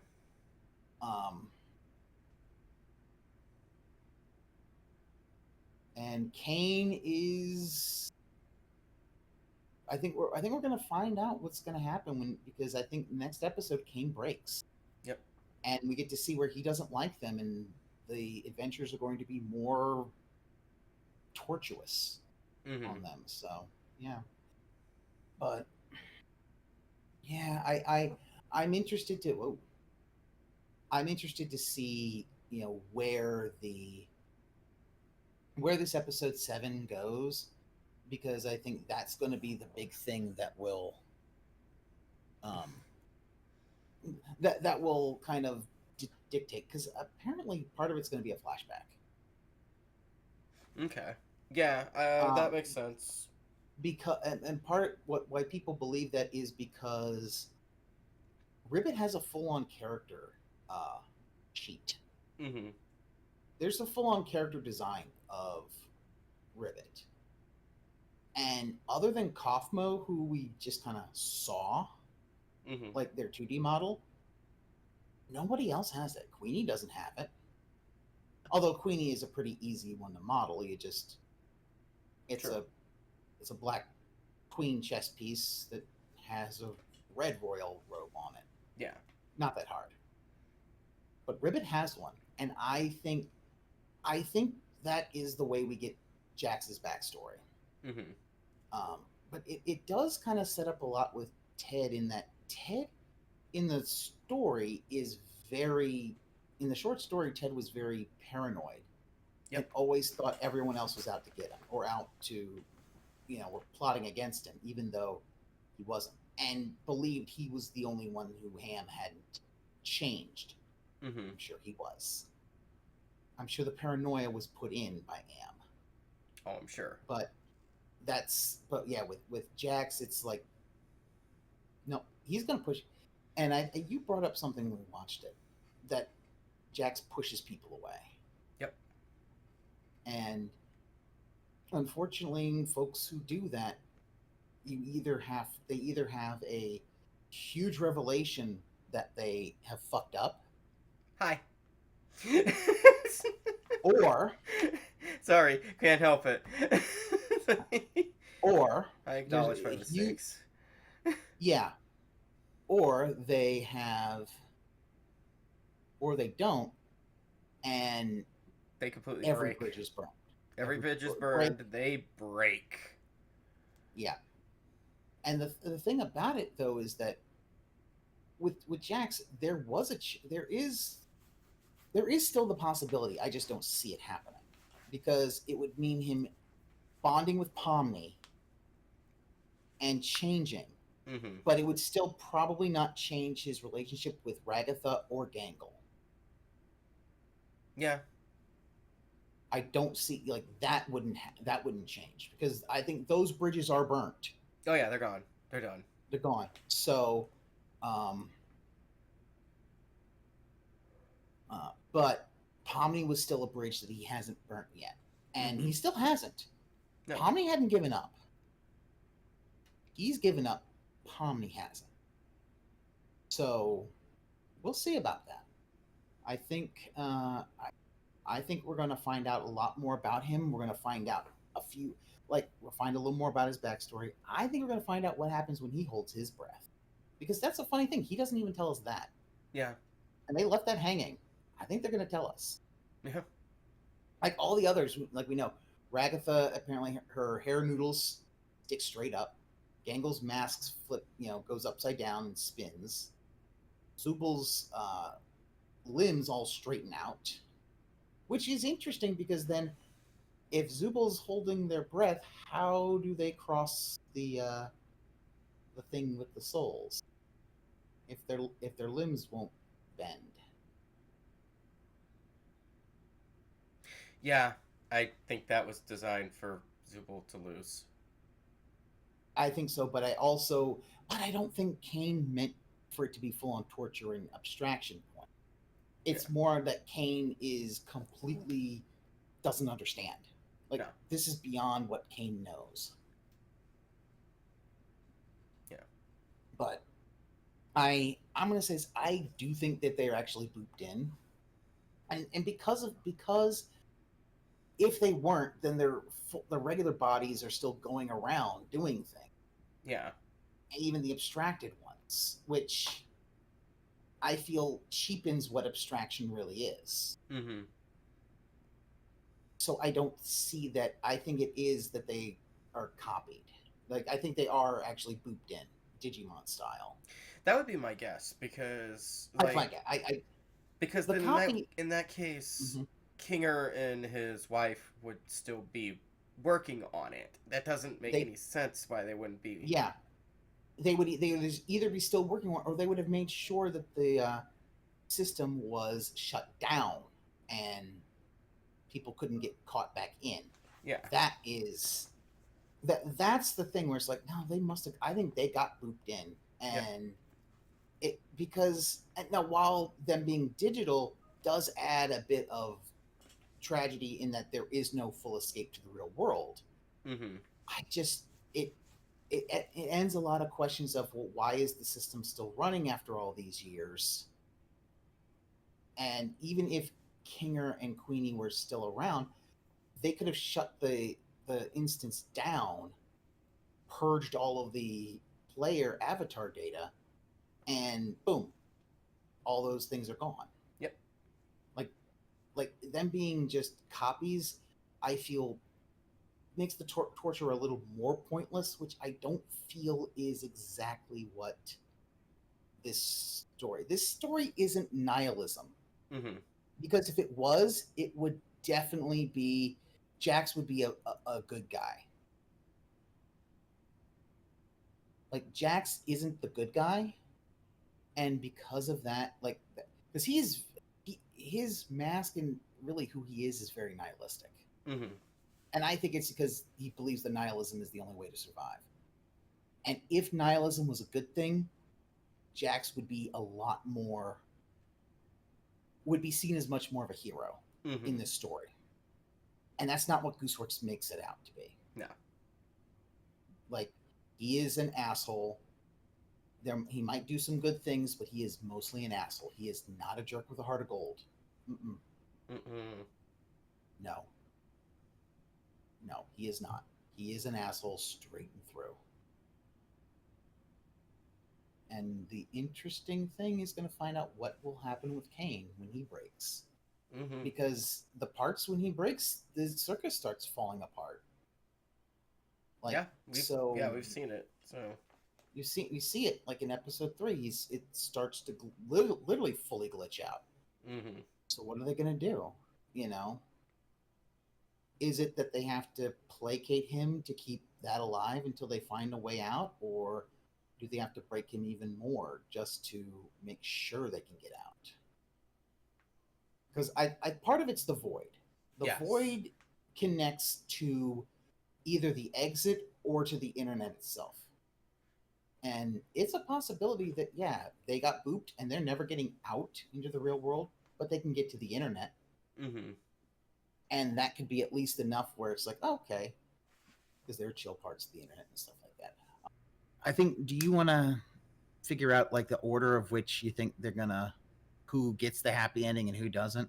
Okay, I'm gonna get Jax 0, Ragatha 25% maybe that she gets a happy ending. Gangle, I think it's 50-50. I think it's 50-50 with Gangle. Yeah. Personally, I think Pomni. I think. If anybody gets a happy ending, it's Pomni. Yeah. If anybody gets that, it's Pomni. And then, damn it. I'm a little worried it's not you. No. Again, we're just glitching out again. Yeah, we are. There we go. It's the name of the yeah. game. Yeah. Pomni, actually, I would say Pomni out of all of them, I would say probably I'll give her 85%. 85% of a happy ending. 85%, yeah. That sounds right. Because if she didn't get a happy ending, nobody's getting a happy ending. Yeah. Although there is the possibility that she could sacrifice herself to let other people get out. True. There's a possibility of that. I don't see Kinger getting a happy ending. I don't think so. I don't or think if he so does, because his happy ending is a very different ending. The thing about it is his happy ending is like, I don't think of it as a happy ending because if he gets out, he won't be able to take Queenie with him. Yeah, no, I think his happy ending is getting to stay with Queenie. Getting to stay with Queenie, and perhaps him staying behind because he might be able to undo some of the abstraction. It might take a while, but he might be able to do it. So he might stay behind to do that. Yeah. But locked in the base, locked in the cellar where it's dark and he can think. And Zubul, I would say probably 2/3 to 75% chance. Yeah. I would say that. Decent chance for Zubul. A decent chance. I actually think it's a little less if Gangle doesn't get one. I think those two, because of their pairing and all that and what they've got on together, I think I think it's a little closer to a package deal. Like I think they'll help get each other out. I do think even though I think Gangle's 50-50, I do think she will get a happy ending. Because she has actually processed a good bit of her trauma, especially her trauma regarding Jax and all that. She's actually processing all that. So she's moving on from her initial issues with that. So that I'm beginning to think it's 50-50, but I'll lean towards she does. Ragatha, she's going to have to really unpack that trauma. Yeah. And I just don't know that she's ready. I don't know. I think she's still holding it in. I think so too. And Jax is a 0. Jax doesn't get a happy ending. He doesn't deserve one. No, I think that also the way that Goose has said certain things where only the strongest of Jax fans are going to get through this. It's like, yeah, I think she likes torturing Jax. Yeah, and that kind of character. Yeah, I could see it. It's interesting, but yeah, and I don't see Kane getting a happy ending unless he's able to get like a full reprogram. I just don't see it. But yeah. We will have to wait and see. Yeah, the next episode will be out hopefully next month. Hopefully in October. I believe so, because there's going to be a couple of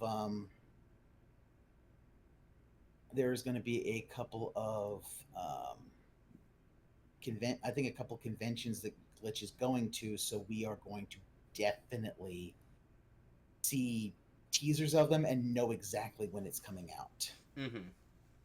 But yeah, Yeah, and then we have our full review of this. Once it completely wraps up, we have our full review of this, which should be Yeah, next year. It should wrap up next year, and we should have our we review should wrap next it. year. Yeah, wrap it up next year. That way, we can kind of see where we were on that. Because, and I'll say this, like, the thing I really like about this show is how complex the characters are.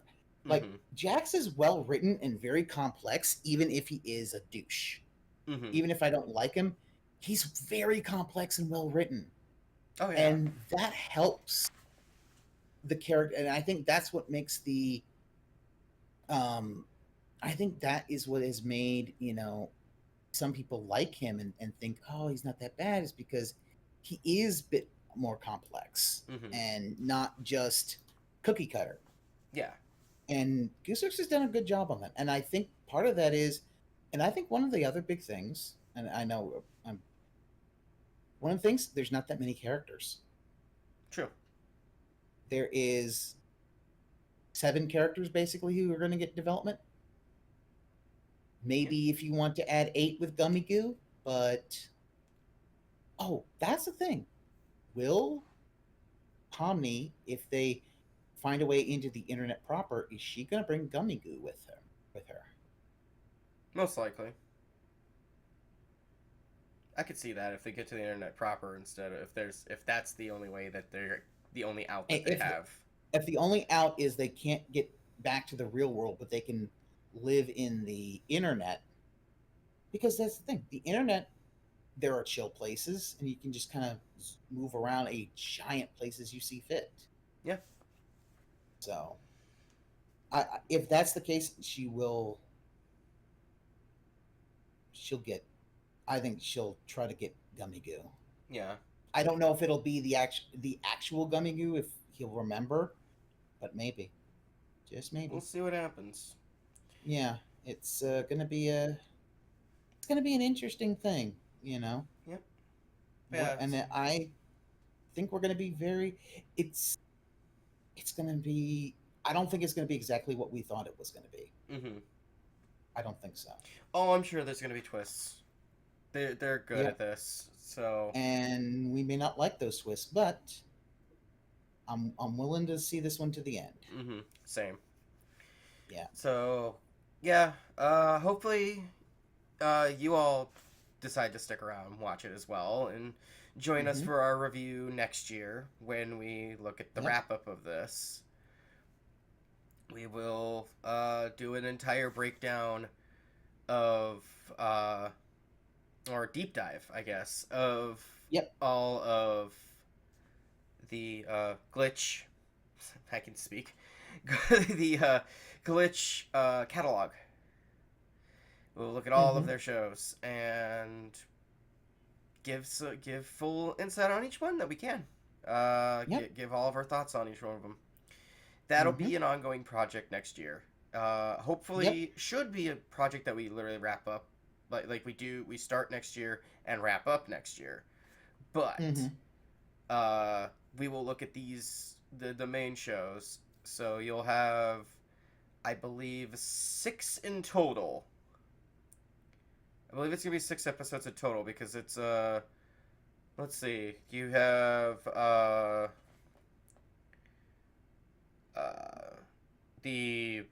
got their first one. You had Meta Runner. Yeah.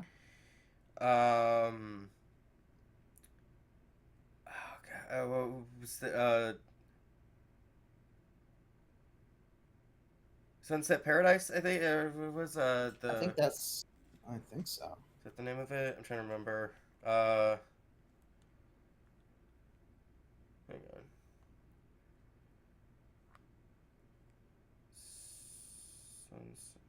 Sunset Paradise.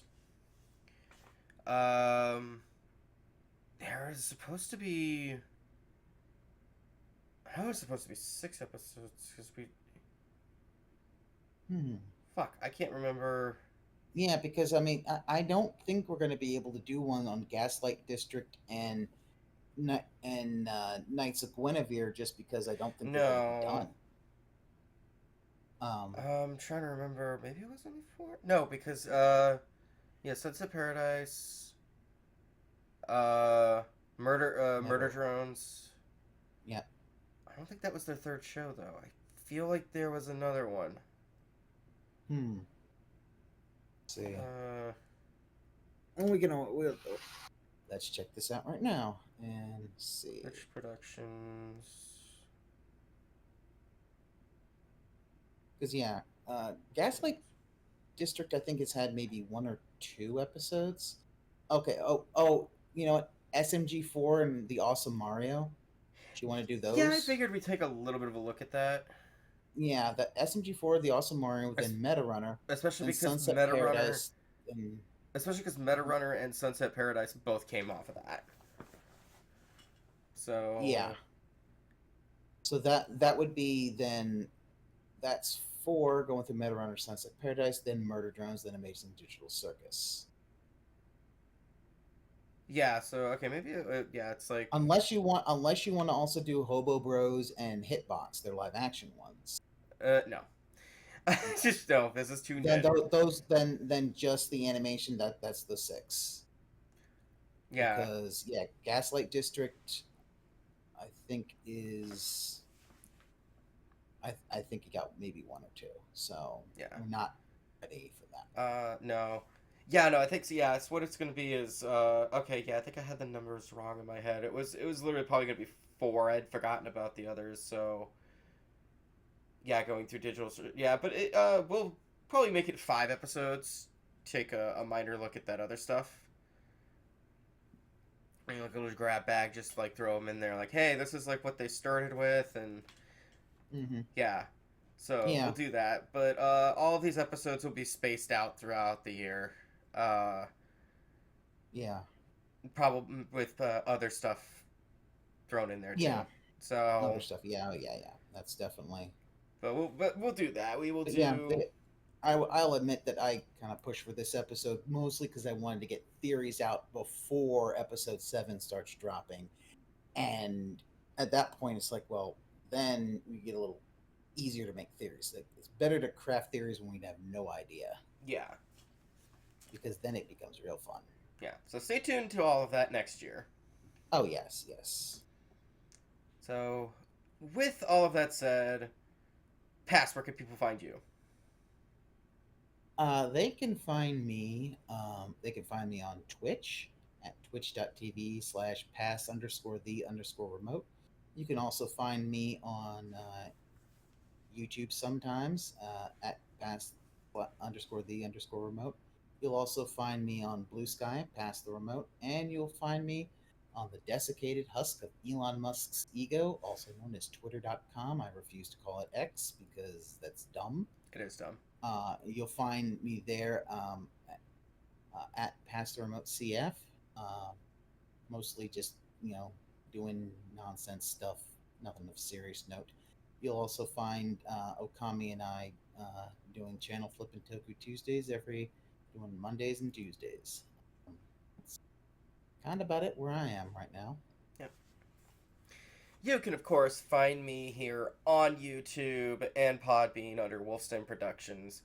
From goofy-ass anime to the shocking horror, Wolfston Productions, your #1 stop for equally nerdy reviews of nerdy media. You can also find me over on Blue Sky under Mistress Ookami. That's right, Mistress Ookami. That's my name. Don't wear it out. And if you're feeling extra generous, you can head on over to the Wolfston Patreon. We can get access to episodes that may or may not drop to the general public, episodes that most certainly will not drop to the general public, specific shows that Doc is doing, such as the TNR Twisted Notes Radio, where he does a 90-plus minute block of music and explains a lot of little tidbits and facts that are kind of twisted, little things, little notes that you may not have known, scattered all throughout. Or also be behind the scenes, all sorts of goodies, all for a measly $1 a month. That's right, folks. Your $1 a month, it goes a long, long way. And until next time, I honestly think this Tooned In will probably be the last one for the year. I think we got... Probably. I don't remember if we did any others this year. Now that I think about it, but I don't know that we did. no, I think they were all done the year prior. Um. Oh, no. Might not be it, actually. Because I'm pretty sure we are going to do. I can see Varren and Xeiren saying, no, damn it, we have to. Uh. We are probably going to break down. Uh. Uh. Has Been Hotel Season 2. Oh, that's right. We got the Helliverse season 2, basically. Because Yep. I don't think we Helliverse. actually did break down. No, we Helluva got Boss halfway. We season were 2 only either. halfway through the season at that point. Yeah, we kind of decided to wait until season 2 to kind of go through the season 2 things. Because, Yeah. I got a lot of stuff to say about some of that. And Yeah, so I think Helliverse Season 2. Expect that to be... that we'll probably do that this year. That's probably going to be one. I have stated in the update video that Tooned In isn't always going to be under the water park schedule. yeah. Because Tooned In is such a separate thing. It's such a as we come up with it kind of thing. Yeah. Instead of oh, we got to do this many, it's if the inspiration hits us. Yeah. Like, I have an episode of Gamed In I kind of want to do before the year's over, but like we'll see. So yeah, stay tuned for that. Stay tuned for our next project, which is going to be Helliverse Season 2, Helluva Boss Season 2, and Has Been Hotel Season 2. Yep. It's time. Mm-hmm. Yep. We will see you there. Good night, everybody. Oh, yeah. Later. Oh. Mark, Mark, Mark. Jax is going to wear that wolf as a pelt. You knew he would. Yeah. But he's vegan now.